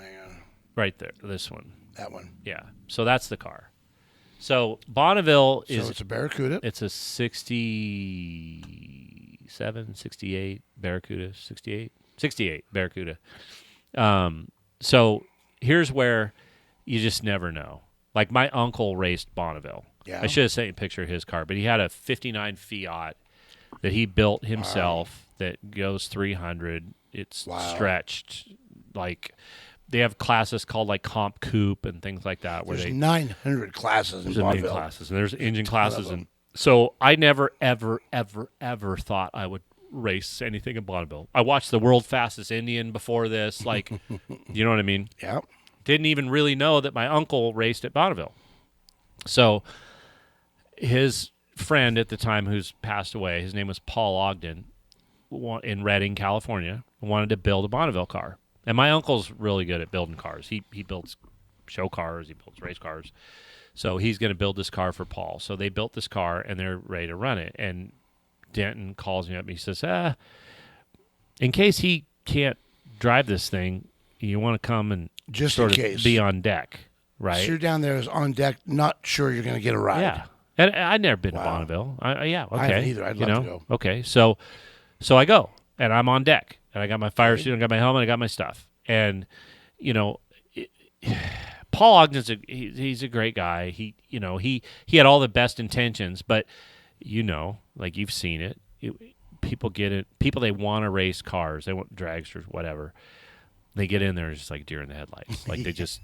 What did like I get? My first clutch guy. What did I get myself into? You know what I mean? Yeah. And he got in that car, and they laid the belts on him, and he freaked out. They got him out of the car. If you have a tiny amount of claustrophobia, you're in trouble because it is a very constrictive feeling. Yeah, and unfortunately, if you struggle with that at all, I've never struggled with that. Lot. It's just never, fortunately for me, Yeah. So.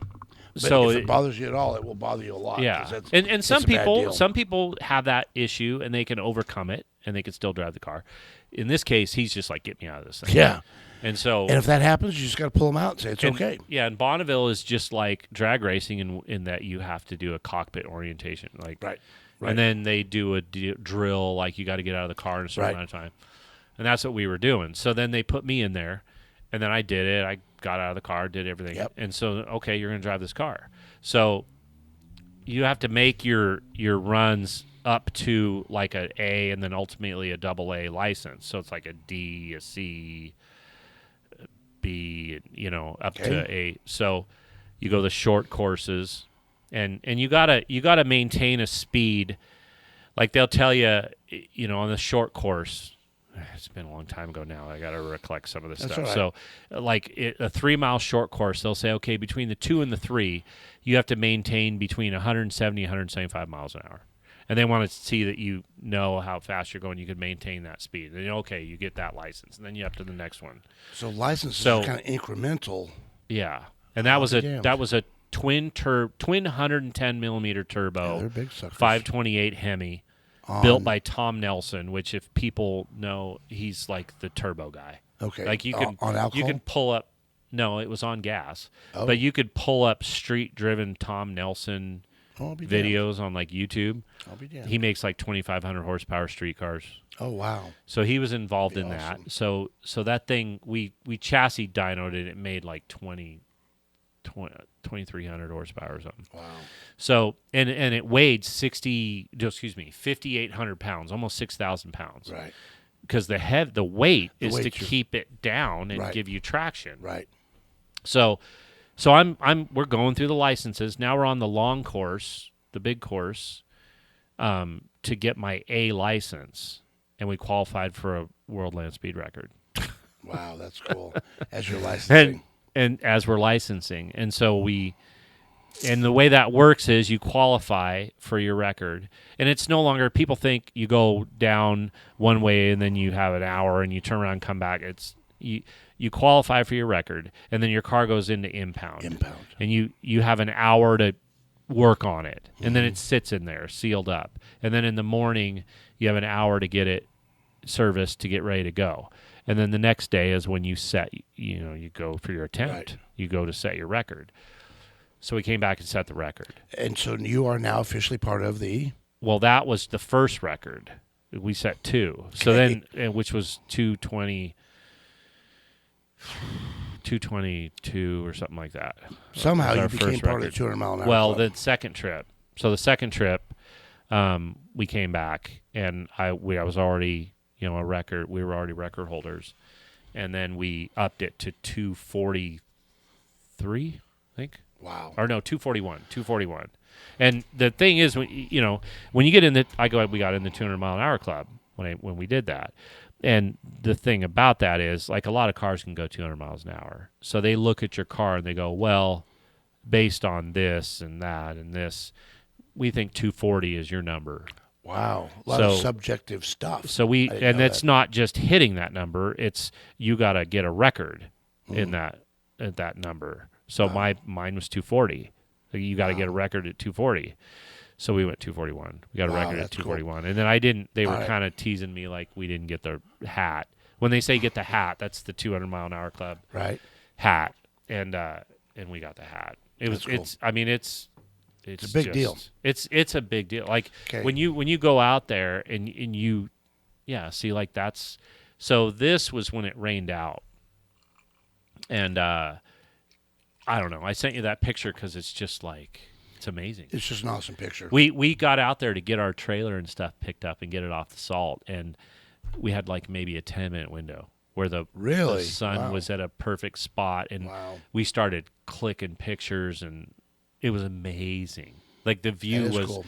I've never seen since then anything like that. Well, no, I take that back. My wife and I went to Halulakala in Maui.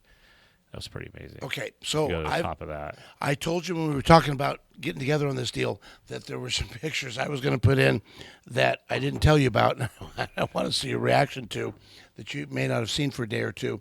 And so we're going to start that. And one of them I told you I thought I would know. Okay, that I didn't think you were going to show. Okay, so, well, there's a thread of them. So this is when we used to say the Big Zero, you call the Big O tire car. Yeah. But this was for Bill Wyndham. Right, and another gentleman. And so Gregg Mitchell. Yep. And now we were racing each other, so that's me driving my hot rod. against Garrett, and now it's me starting to get my ass kicked. This is by the Garrett. wing deal. And so now that's Garrett out on me a little bit, and now that's me recovering, and it gets better. So check this out. This is damn cool. Watch this. Some of the coolest things I've ever seen. Whoop, Garrett's got a cylinder out, so he's going to start to get his ass kicked here. But by the time they pulled it back, here's what happened. Oh, bitch, Yeah. what's that? Yeah. So you remember that? Oh yeah. I never remember that. seen anything like that in my life. If you don't know what you're looking at, that would be his That's the injector scoop. up there stuck on the rear Yeah. wing. It was incredible. So I caught a lot of shit for that, by the way. Bill was pissed because, well, first of all, that's an expensive wing and expensive scoop and everything. And Well, what what happened? were you supposed to do different? Well, at the time, Javid Murovich. I can't pronounce his last I name. never get his Javid's last name good enough. right. We all know Yeah, Javid. Javid's a buddy of mine. He was a crew chief on the car. He was telling he liked to pull the brake when it shook, like we did with your car. Yeah, right? when the car shakes, We got to it's trying tell to the overpower story the about track. our first race too. We got by the way. But if it's shaking the tire, it's trying to overpower, have more wheel speed than the track will support, but not quite enough to blow the tire off. So you've got to get the wheel speed back down to what it should be. You've got two options. You can either pedal it, which is slap the pedal, the throttle pedal, or you can pull the brake. You got to get the wheel speed back down. Some people like one, some like the other. Right, and Javid was a pull the brake guy, And which is what I was. Yeah, so in that particular run, the car left and it shook. Right. So Yes, it did. I jerked the brake. Well, it went away, and I drove it down the track. Right. So you didn't even know this had happened. No, and so I pulled off the track, and the top end guys are like, "Are you okay? Are you okay?" Yeah, I'm fine. What are you talking about? Well, look at your wing. And I unbuckled. I got out, and I'm like, holy crap! Like, you know what I mean? I see that. Yeah, that's not normal. So when we got back to the pit, you know, Wyndham's not happy because he's like, dude, you know how much that costs? I just shut it off. And from the starting line, I guess the shake was horrific. It was bad looking from the starting line. It was bad. I've seen pictures. But I didn't feel that bad to me. I mean, I got a thick German head, but I mean, it didn't feel that bad to me, right? And so what we found was that the upper frame rail was sheared in half. So the frame rail... Oh, bitch, really? I don't know if there's a picture where you can see the angle. Well, if you go back to like the side picture of the car. So right here in that area, right in there, there's two frame rails that go up. Yep. One of those was sheared in half. Oh. So what we figured was that the back of the car was shaking so much, and because that frame rail was broken, I couldn't feel it as much. Oh. Because the back of the car is flopping around. It's not transmitting it all to the driver. Not transmitting to the driver. And so that car had to be completely back-halved after that. A new wing and everything. And so the wing didn't survive? I didn't know that. No, they put a new wing on it. I'll be damned. Yeah, so this is at Woodburn, and this is back in the era where it was not required to run a wheelie bar. Oh, yeah, look at that. Look at that. I don't have a wheelie bar on. That's right. You don't have a wheelie bar on. I did not run one for a long time. You know, funny story about that. When I was first working on Top Fuel cars, I worked that ride and decal car. Yeah. I worked on a little bit in 98, and then 1999 was going to be our first full season. I should have sent you this picture. But same thing. It wasn't required to run a wheelie bar. And Top Fuel car? Yeah, back No then. way. So Bodie know that. left the wheelie bar off. And I'm doing the video recording. I'm the crew guy doing the video recording, right? And I'll never forget the car leaves, and it hikes the front end, and it's climbing, right? And you see the front end of the car, right, past the wing and everything. And I literally went, oh, shit, and dropped the camera. I should have kept filming, right? And dropped the camera. Of course. And then it blew over. Oh. It was a brand new car. And there's a gorgeous poster they made of that car coming over. Yeah, it blew over for sure. My God. It blew, and we were up all night putting the spare car together. Of course. But I caught a bunch of shit for not filming the whole thing. I'll bet. And then we were racing Doug Coletta, and their guy was, you know, experienced enough and kept his shit together that when he saw our car in trouble, he panned over and videoed our car. So we got video of it. When shit goes that bad, goes back to not requiring a wheelie bar. Yeah, that was that era. I never realized you didn't run a wheelie bar every time. No. So was there a wheelie bar in the car when I drove it? Probably I not. don't remember. I don't think so. There wasn't? I don't think so. I didn't add one till it became a rule. because it wasn't necessary for us. We never Because I drove before that. I know that. Your car. I know that. It wasn't a You big didn't deal. have 'cause a wheelie bar on it when I no, drove? hell no, you weren't going to blow over. It didn't matter. Anyway, okay, so I thought that was pretty cool because I've just not seen a lot of cars. Well, it's knock not the something you scoop off. see every day. No. That's You've for done sure. a lot of those things. All right, so there's some of the crap you've driven. Very cool, very cool. Now we got to get to some of the cool stories, and we don't have You're all trying that. to embarrass me, is what you're saying. Well, I Give me don't another shot. I so think I can tell you. these I stories. think you did fine at that all by your lonesome. So, but we got to go back to the Top Fuel days. Okay, so I've heard. Dude, I can't live these stories down. They never leave. No, they never will. But especially the way you tell them, because it's one thing to read the transcript of these stories. Okay, here we go. Yeah, This is my mantra. Fuck the haters. Fuck the haters. Clink. There it is. Oh, damn. Oh, speaking of, I gotta say this. Today, the day we're God, that's really stout. Whoa, hang on. You don't get the peach out of that? It's not that bad. I get the peach. I get the peach. I get the burn too. Okay, the day we're recording this, which is very different than the day that we're going to be posting this, is Jerry Deering's birthday. So I sent him a couple happy texts. birthday, Jerry. Happy birthday, Jerry. Jerry's one of the godfathers of the sport. He's been doing this forever. Yeah. And I have a bunch of stories we're going to tell about that, just not tonight because we're already about 7 hours into this one. Anyway, so happy birthday to Jerry. Back to you, though. I remember you telling these stories, and there was a fraternal club you had to belong to. Fuck 'em. That's it.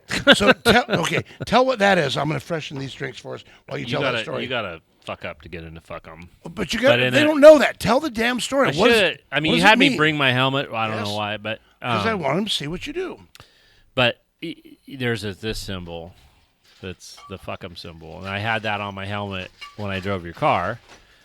It's because prior to driving your car is when this stuff happened. Right. It was before that. But so what does that mean? What? I don't know. It's an what acronym. does it mean? Maybe I don't want to tell the story. Oh, you liar! Come on, it's an acronym for something. Which one? You want the tire pressure story? Or do I you want the tire pressure story, and I want the story of going out in front of the driver to tell him it's okay. He can launch the damn Top Fuel car now because by God, Garrett Bateman signed off on it. So you're pretty new to Top Fuel, as I recall, and to drag racing. Very new to Top Fuel. Yeah. First race, new to Top Fuel. So let's look. You keep. It's like you're watching the clock or something. I have one behind me. Okay, but Behind you, you got to actually. back up. Why was I at Indy that year? I don't know. Because I was there for a draw auction because I used to do artwork. Yeah, so there is another facet of Garrett Bateman artwork. Yeah, he does before that. I ever raced or worked on a team or I did artwork. That was my way in. You did the rendering for my car? Yeah, I used to do renderings. I used to do paintings and stuff like that. So when I got to Indy, I went because John Smith, Bodie, told me that if I was going to be there, since I was going to be at the draw auction, which is drag racers... Auxiliary for women or something like that. And it's women. It's a fundraiser for NHRA. Right. I was auctioning off some artwork there, so I was going to be there. So I'm saying all this because of how new I was. You were more than green. Okay, I'm giving myself some latitude. Yeah, to say you were green is an understatement. You were brand new. Dude, I was brand new. You didn't Wet know behind the ears, brand new. You didn't know which end of the car went down the track first. When I referenced standing on the starting line and mentioning how people could drive these things, it was this weekend, okay? That was the one. That's how new I was. So, my job is to check the tires. Right. Check tire pressure. And That's your job. I'm immediately shown, I'm helping the clutch guy. And you take this pretty seriously. I'm taking this very seriously. Very seriously. I don't want to screw up. No. Can't screw up. Whoops. I don't remember who we were racing. For the second story, I remember who we were racing, but this one I don't remember who we were racing. But anyway, it was like an idle guy, like, oh my God, we're racing Doug Coletta or something. When you're there, you just can't believe, oh my God, all these years I've been wanting to be here, and I'm finally here. For me, this was my Joe Montana moment. This was my, I get it. Whatever. Right, I've been there. I got those Michael stories. Jordan moment. This is for awesome. me. So you're at the apex of the sport. It doesn't get any higher than this. We're Top Fuel racing. So the last thing I want to do is screw up, right? So the guy tells me he's gonna remain nameless. Bob Peck. Yeah. Tells Bob Peck. me that good Randy, the driver, really wants to see.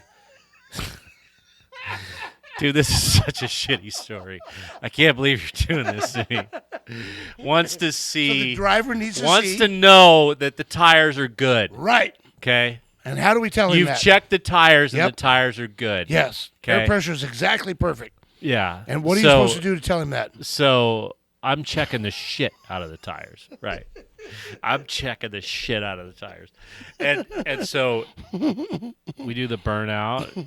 We back up. Now, when I'm told the driver wants to know that the tires are good, this is pre-burnout. Yeah, you should be telling him long before the car's even this is started. before we start the car. Of course. Before the car's running. So I'm like, he does, he dick. Oh my God. He does the burnout. He does the burnout. And, he's backing up, and I'm like, oh, shit. Oh, crap. Forgot. I didn't give him the sign. Yeah. So Hey, screw up the whole run. He's going to be all fucked up. I didn't tell him that his tires are okay. I'm working on a big show car, and I didn't do shit. Yep. I don't want to lose my job. No, like, you're in what trouble. do I do, right? So he backs up. I'm thinking about this. He puts it in forward. Yep. Pulls up. Bodie's pulling him forward. Yep. Lights the top bulb. I take off. I'm going to show him. I'm going to show him that his tires are good. Yeah. So I proceed to take off and run around the front of the car. While he's staging. He didn't have the second bulb on. He had the first bulb on, okay? I run around the front of the car, and I give him the thumbs up, which is what I'm supposed to do. I'm supposed to hold the gauge, which is the same gauge that got me in trouble later. Yeah. That's So a you good know. story, too. Right? It's a digital fluke meter gauge. Oh, God. So I'm supposed to show him the gauge, Yep. give him a thumbs up. Now he knows the tires are good. Now he knows the tires are good. Yep. So I take off, top bulb lit. I go around. I give him the thumbs up. I show him the gauge, and I realize I really fucked up at that moment. It's right? a little late now. And I come across the left front tire, and I remember. Here's the thing about it that I'll never forget is Rick Stewart looking at me and literally going, What the fuck are you doing? like, yeah. Oh my And God. I come past Bodie and Bodie Oh, God. it's all in slow motion. I'll never forget it. He goes, "Get the fuck out of here!" And I heard him loud and clear. Over 2 top fuel cars running. So I run back and I God. get behind the car, and Oh boy. I don't remember what happened. I don't remember that's so because at funny. that point I checked out. I was mentally just screwed. I don't remember. I mean, we lost, but I don't remember if we smoked the tires or whatever. God. So we lost, and so you know what? Randy left on him because Randy told me later. I think he was trying to make me feel better. Randy Parks, Yeah. the driver. Of the I car. think he was trying to make me feel better, like saying, "Oh, I had a good light, so it's okay. Don't worry about it." Right. So it didn't screw him up. But I wasn't allowed to drive down and get the driver at that point. So I go back to the Big pit, shock. and I'm buried in the parts Yeah. washer. I'm just buried. I'm cleaning the inside of the parts washer. We just lost. We got to go home. I'm cleaning everything. Yep. Act like you're busy. Yeah, and Bodie comes back, and he's like, Garrett, come here. I go over to him, and he's like, that's the most dangerous thing I've ever seen anybody do on the starting line. I would agree. He goes, in the future, when he said in the future, I felt a little bit better because I felt like There is a future. there is a future. He goes, I don't want to hear you. I don't want to see you. I don't want to smell you. Okay? You understand? And I said, yeah, I understand, buddy. I'm sorry. I'm really sorry. Oh my God. And he goes, okay. It's so funny. Oh my God.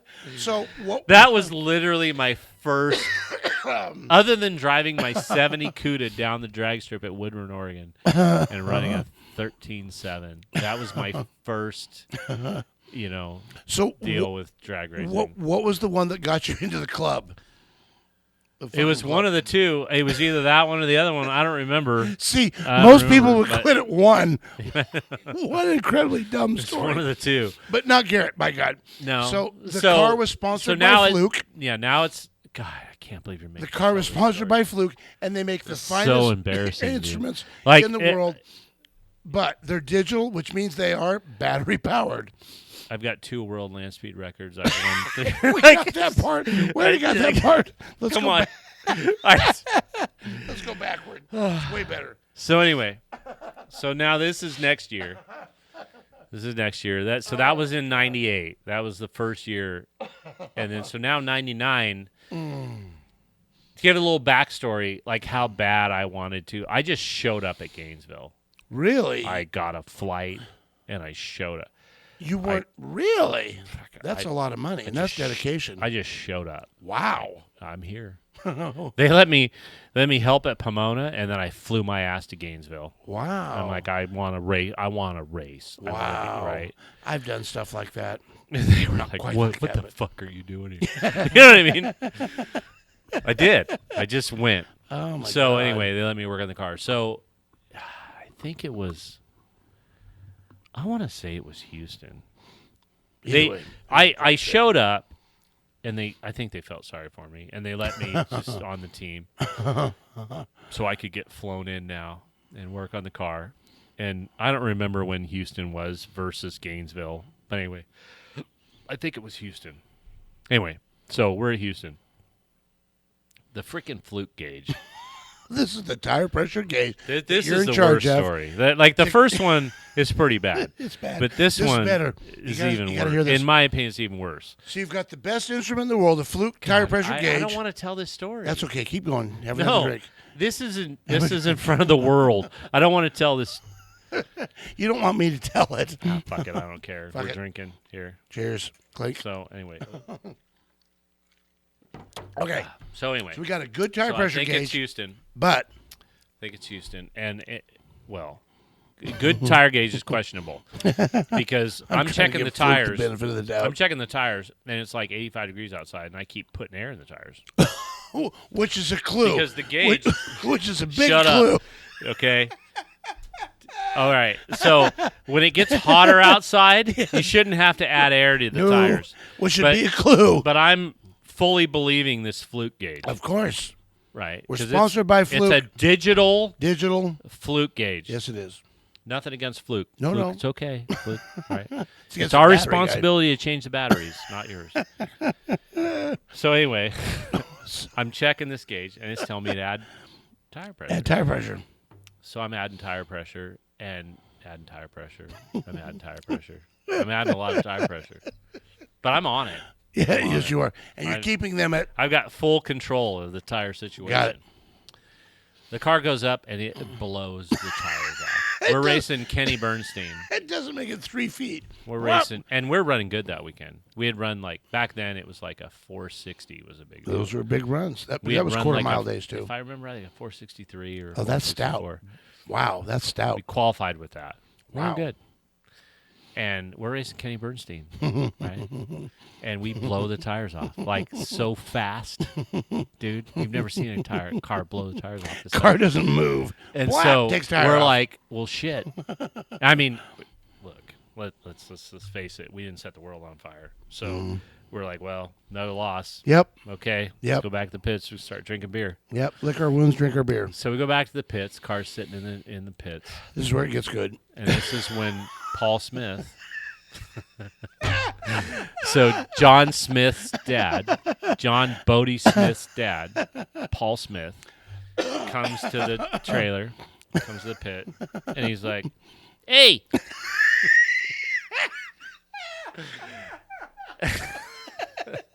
He goes, "How much air you got in them tires?" And of course, I'm like, so you what? didn't have any idea at that point. Nobody had any clue. Okay. So nobody. The car is sitting in the pits with, you thought Bugs Bunny was driving the car. Okay. The tires were huge. Okay. Nobody had any idea, okay, until Paul Smith walks up. God, that's funny. And he's holding the tire gauge. He's holding the regular old tire gauge. Analog. Yep, which is what we should have been using. And he goes, "Hey, how much air you got in them tires?" And I immediately went, "Oh, that's my job." And he goes, "Man, I saw you guys pulling up the lanes." And he leans over and he goes, "I can see daylight under them tires." And I'm like, and at this point, I'm still like, what the fuck? Like, what? What do you mean? Right? You're pretty new. It's a digital analog gauge. I go, I didn't be mess, wrong. right? No. He goes, "Hey, come here, check this out. Let's see how much air is in these tires." Right? So he comes up to the tire. I'll preface this by saying we normally run around 7 pounds of 10 air. pounds. 7 pounds air. Around 7 pounds. It's about what it is. And he takes the gauge and he puts it on the tire and he goes, "Oh, 18 pounds." I had 18 fucking pounds of air in those tires. And they were both bitching and they were both perfect. 18 pounds. 18 pounds. So we run these around 7 pounds. I was like, oh, shit. He goes, "Hey, you want to see that again? Let's check that out again." 18 pounds. Man, I've never seen that before in my life. I wanted to crawl under the trailer. I like, what? What do you mean? So I take the fluke gauge, stick it on there. It's like 7.2. Yeah. 7.2. Yeah. Right? But the batteries. There's no battery indicator. Yeah. The batteries are going dead. Oh, God. Right? So it's not reading right. So with 18 pounds of tire pressure, And so you Bodie have a contact patch about that wide. Bodie is standing at the trailer. He's like, "Dad, why didn't you say anything? What do you mean? You saw us pulling up the lanes. You can see daylight on the tires. Why didn't you say anything?" He goes, "Hell, I thought you knew something I don't." That's it. Right there. You know how to smoke. Hell, I thought you knew something I don't. Oh, God, that's funny. Oh, my God. Yep. That's very funny. So the crap we've been Thanks for through, making me tell that Yeah, that's freaking good story. So the crap we've been through to do what we do. But isn't it amazing? You take a kid like that. Look, like on a serious side, like they didn't fire me. They should have. You know what I mean? They should. They had every reason in the world to fire me. Oh, yeah. You know what I mean? But they didn't, and I mean it. You know, ultimately, I've gotten to do a lot of stuff, man. You know, I mean, You've been very blessed. I've done stuff, but you're stupid very stuff. talented, I've too. done stupid stuff. We all do. You know what I mean? Yeah, I have to. It's a funny story, and that's why God. I give you crap about telling it. But I mean, it's hilarious. you got to have some humility and be like, hey, You man, got to. You know what I mean? Look, I did this. I try to tell my kid that when he's playing football and stuff. He had a really bad game last year where he fumbled the ball. Oh, I remember And that. it turned the game over, and they lost, and it was his deal. But it's just like, dude, you know, you didn't mean to do it. You didn't mean to do it. You know what I mean? Yeah. You fucked up. Like, Yeah. you know what I mean? It's like, it's you just got to get it behind you, you know, and move on. I mean, that's just the way you have to deal with stuff. You know what I mean? But I remember the whole way home, my wife and I was just like, well, this was the first one. This was the one where I ran in front of the car, and I'm like, oh my God. I was giving her justifications and reasons why I did it, and she's like, you really fucked up. I'm like, oh my God. Yeah, Are once they the gonna, car I don't think starts, they're gonna let me ever do work on that. the car again. And then they asked me to go to Pomona. Oh my God. Then they asked me to go to Pomona. Yeah. You know. And there you And were. what's that? That's that damn timer. Don't worry about it. It'll So they asked me to go to Pomona, and you know, I don't know. I thanks Bodie. Yeah. You know, He- honestly, thanks He Bodie. could have got I mean, rid of you. but he it's just life. Like now, you know, I race with Bartone. I work on their car. I'm a crew guy on Tony Bartone's car. which is great. But I This is don't. a top alcohol funny car that alcohol funny Sean car. Bellamy drives. Right, quite and well. I don't get opportunities very much to see Bodie, John Smith, and Rhonda and Paul. Like we were in Norwalk when the fight happened.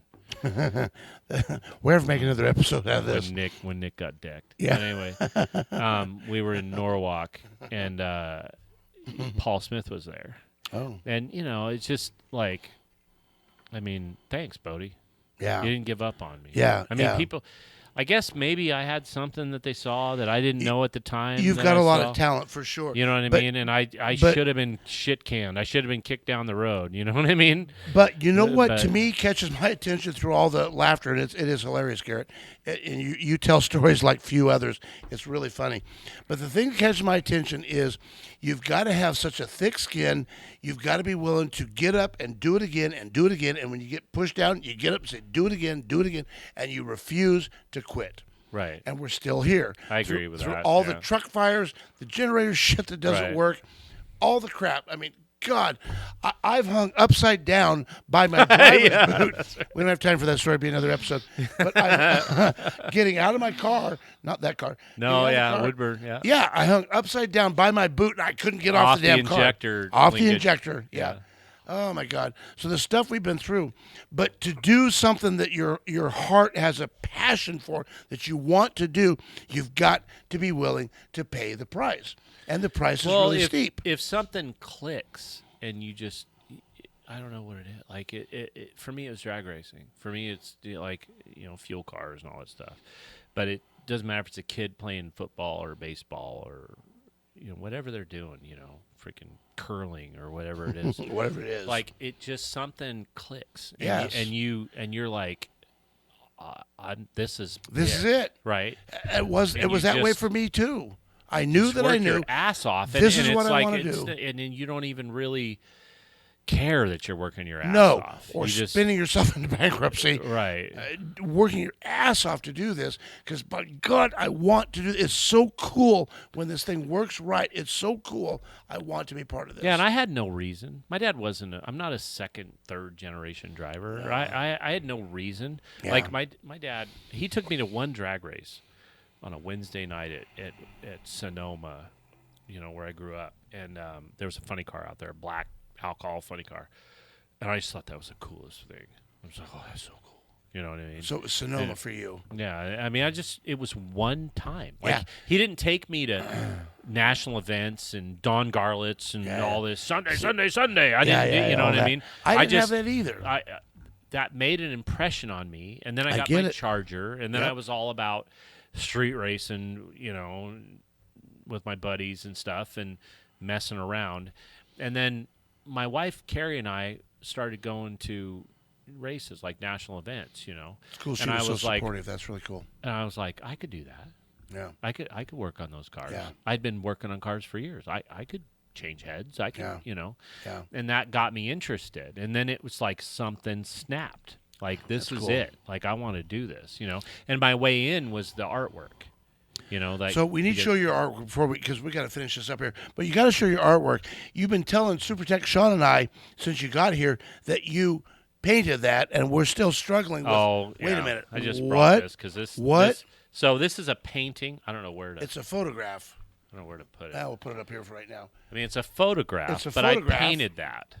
That doesn't John make Force has sense. that. I gave it to John Force. It's I don't know, maybe he threw it away, but I painted that. I've got some John Force stories of my own, but that ain't one of them. Yeah. You painted that and then So took I a used picture of to it. I used to do paintings, and then God, that's that's on unreal. canvas. That's acrylic on canvas. So it was paint by number. You got it at Walmart. Or? How would Yeah. you do No, that? and I would take them to national events, and I would be like, "Oh, hey," and I would give them to. How drivers. the hell would you know Tony how to do Pedregon that? has one. Cruz Pedregon has Really? one.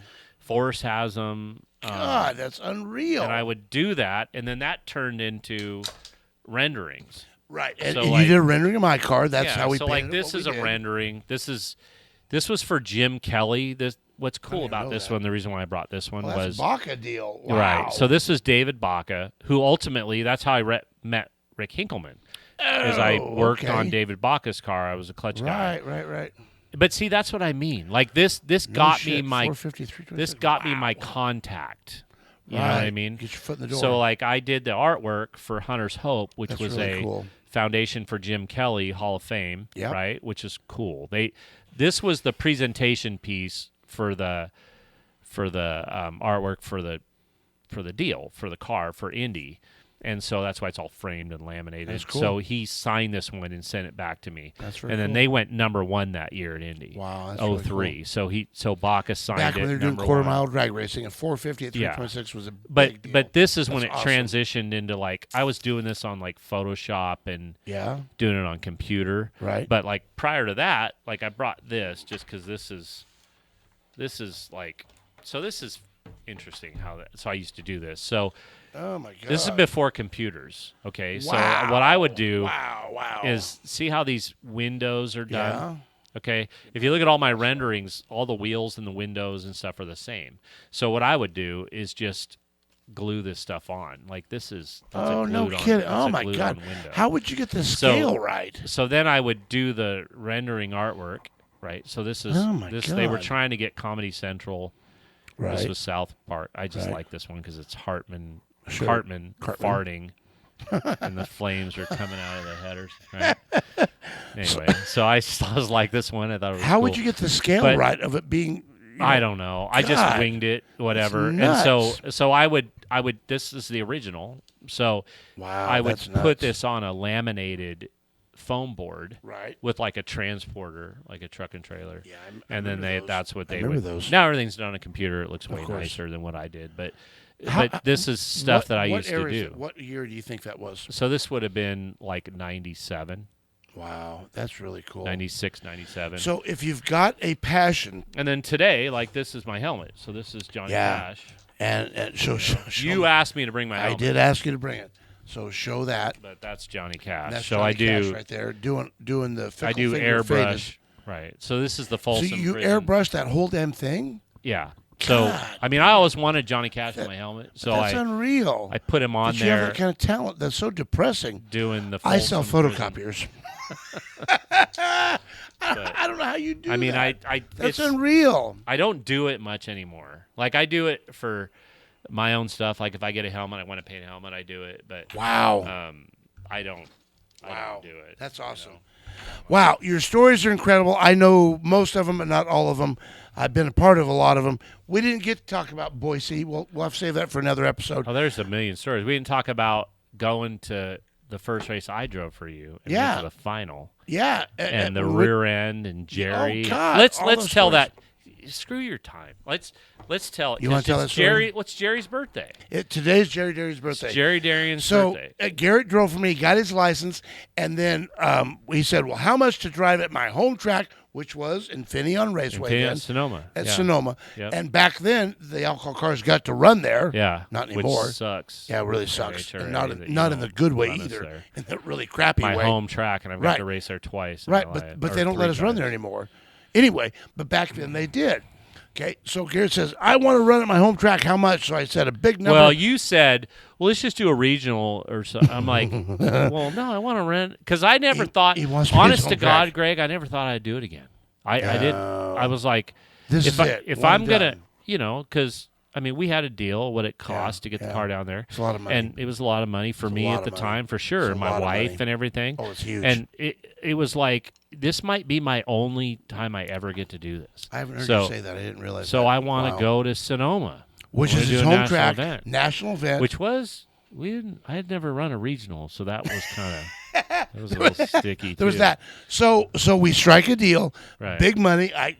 Because it costs so much money to run these goddamn cars. So I tow it down there. We're still with the dually and the white trailer. We don't have the Well, semi no, yet. you're getting ahead. All right, what? I was still working on the car, Yes. right? Yes. So I come to you and I'm like, Greg, this pinion is shot. Oh, there was that. Yeah. Remember? So, okay. Back in those days, we didn't have the 10.5-inch rear end. Yeah. We had the 9.5-inch because that's what it came with. That's what we did. And to go to the 10.5-inch was a bunch of money, and it was 40 pounds heavier, and that's why we didn't Right. do it. Well, we didn't have the money. Yeah. So we did the 9.5. But you could get those gears, the 290 gears, in the 9.5-inch strange rear Thank end. God we checked it because it was Oh, shot. God. So with the 9.5-inch, which was, It worked, but it wouldn't last very long. So you had to pull the pinion out of the third member and check it. Remember the magnifying glass in each valley of the pinion? You're looking for pits. And it would pit before it cracked. It would pit before it cracked, and those pits were like little rectangular or square holes. I don't know why they were square, but they were. And so you'd go down there with the magnifying glass and go, no pits, no pits, no pits. Oh, shit, one pit. Next line, no pits, no pits. Oh, one pit. Oh, yeah. So you'd add up all the pits and go, well, it probably will make it. Well, this one wasn't going to make it. Right. We had used that rear end up. Yep. So, okay, we're going to go to Sonoma. I don't have any gears. No. I have no gears. So I called down to Jerry. And I'm calling all over the country, too. It's ironic. I work for one of the people I called was, I think, Michael Bartone. Oh, wow. And I work for Tony Bartone now. But, right. I mean, I called everybody. I did to try to find gears. But part of the challenge is that the only car in all of motorsports, pick any motorsport you want, that runs our ratio, a 290 rear end, is a fuel car. Right. That's it. Yeah. So it's pretty niche. Somebody somewhere has to have them sitting on the shelf. Right. Because they bought them and they haven't used them yet. Right. So or they have to have a rear end. That's put together. Right. That they're willing to part with. So we're going to head south for Sonoma. We headed south. We headed south. With a busted rear end. We headed south. Oh, God. I can't. Why were we so stupid? God darn. We headed south. We headed south and you, for Sonoma. And we're making phone calls on the way. On the way. We don't even have the parts to run the event. But on the way, we're making phone calls. Do you have gears? Do you have gears? And Garrett and his bride are headed south. We're en route. I've already established a price, a lot of money, to run this event because that's what it takes. And we don't have any gears. Now what? Yeah. So finally, I'm at my mother-in-law's. You called me and said, because we had called everybody that we could think of. Yeah, nobody had gears. And so I called you, and I'm like, you have any luck? No. You have any luck? No. No. And you had talked to Jerry, and you said, well, I talked to Jerry. And Jerry, love you, Jerry. Happy birthday, Jerry. And he goes, Jerry said he's got it. He's got a rear end, but he's not sure if he wants to sell it. Doesn't want to sell it necessarily. He's going to sleep on it. And we're driving down there. And we're on our way. Committed. Like this is Tuesday. I think this is Tuesday. We're committed. We're committed for sure. And I'm like, and you told me you're like, I don't think. I mean, it doesn't look good. Doesn't sound like you want to sell them. And I go, okay, well, let me know in the morning. And we get off the phone, and I said to my wife, Carrie, I'm like, tell her the deal. And I'm like, let's drive down there. And she goes, what? I'm like, okay, we got to define where there is. Yeah, so Azusa. we're driving from. I'm in Oroville, California. We're driving from Salem to Sonoma, California for the race, but the gears are not in Sonoma. Right. They're in Azusa. Which is hundreds and hundreds of miles south of Central California. Right. So Garrett and Carrie. Yeah, we spent about an hour, had dinner with my mother-in-law and father-in-law, and we decided to head south. To drive to Azusa. And we have no idea if he's even going to sell them yet. It's not right. I had no idea. Like it's not I was going. the price. I was going on the hope. We had no idea because we had time was an issue too. Like so, I'm like, screw it. If we drive down there, and he says no, oh well. I'll just drive back to Sonoma, and we'll just go with. See, I can't imagine doing that today. I can't imagine. I don't imagine. I can't. What was I thinking? I don't know. I don't know how we did all that shit. I think about that from time to time. Like, what was wrong with us? Who does that? Who drive? And when Debbie Darian, Jerry's wife, answered the door, the look on her face was, "Who does this? Who shows up?" Like she didn't know we were coming. We hit the road. Yeah, and we stayed in like a Motel 6 or something. Drove all night, and then we showed up at her place at like 7:30 in the morning or whatever. Yeah, and knock. She answers the door, and I'll never forget. She goes, "What are you doing here?" I go, Well, I said, I know Jerry's not here. He's at the track. I said, but Gregg's been talking to him about selling him a rear end. And he was thinking about it. I said, so I don't know if he said he would or not, but I'm here in case he said he would. Casey said he would, yep. I really need it. Need gears, which put pressure on him.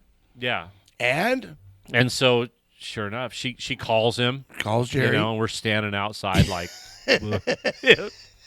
Carrie was like, I'm just like, I can't believe we did that, dude. It's just And I'm stunning. like, so I wouldn't do that in a million years. yeah, and we're standing today. outside, and then she comes out and goes, Oh my God. he said you could take it. Yeah.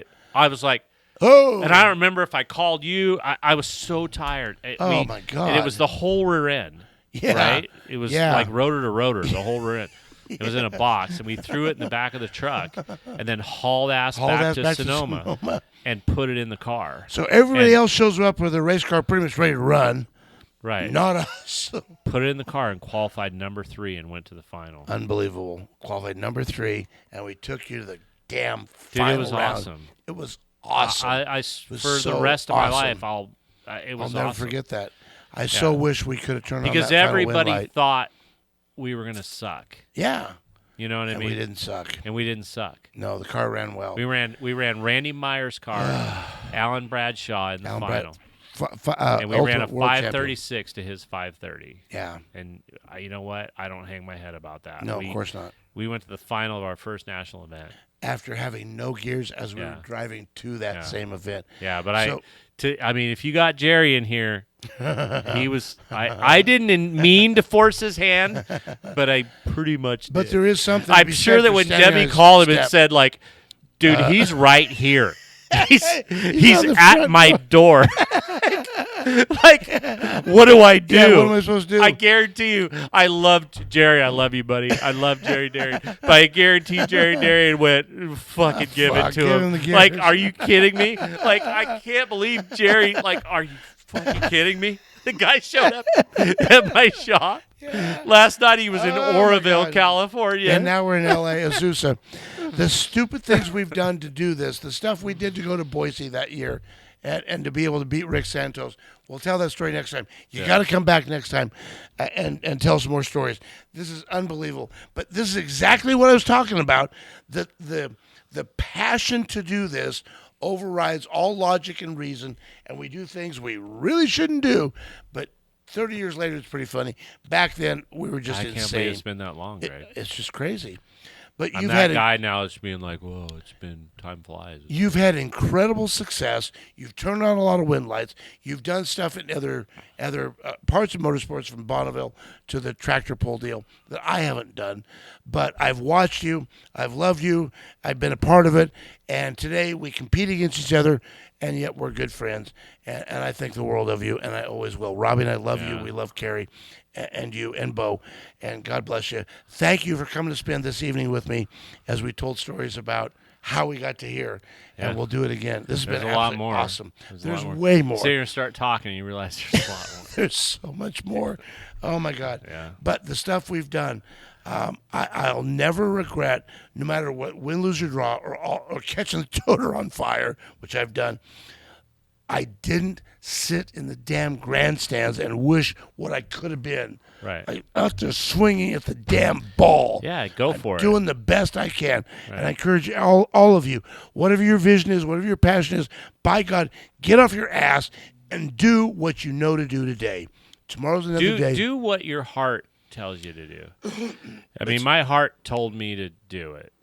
But you've got to have the passion to be able to pay the price, because the price is excruciatingly difficult. Right. Don't think it's going to be easy unless you just have buckets of money that you hate, can't get rid of fast enough. But outside of that, we didn't have that. God, it was so hard. You just find a way. You find a way. Yeah. Because this is what you want to do. Right. And now here we are. And we're not world champs, but we're in the sport, and we're doing it. And it's because we persevered. You just refused to say no. I refuse to quit. Right. I'll quit tomorrow. But for today, I can do this. I can do this. Tomorrow, I can't do that, but I can do this. Right. So I do what I can do today. Right. Here's to you, buddy. God bless, man. Love you, brother. Congratulations on your show. It's been awesome. Yep. Thank you. Thanks for being part of this. Yep. It's been absolutely awesome. Thank you for joining us today. We'll come back for another one. We've got more cool stories and different people part of the sport to tell what we've done, how we've got here. I hope you've enjoyed it. I hope you've wanted to be here with us, sit at the end of the desk, drinking Ciroc, vodka and tonic, and Garrett's Pit Pass of the Crown Royal Peach, which was really damn good. That was good. Yeah. I can get used to that really fast, which is probably a problem. But anyway, thank you. I love all this. We love you and Carrie and Bo, and God bless you. Thank you for being part of this. part of the Cool Kids Club. And if anybody's part of the Cool Kids Club, by God, it's you. Cool. Thanks, man. Very cool. Thank you.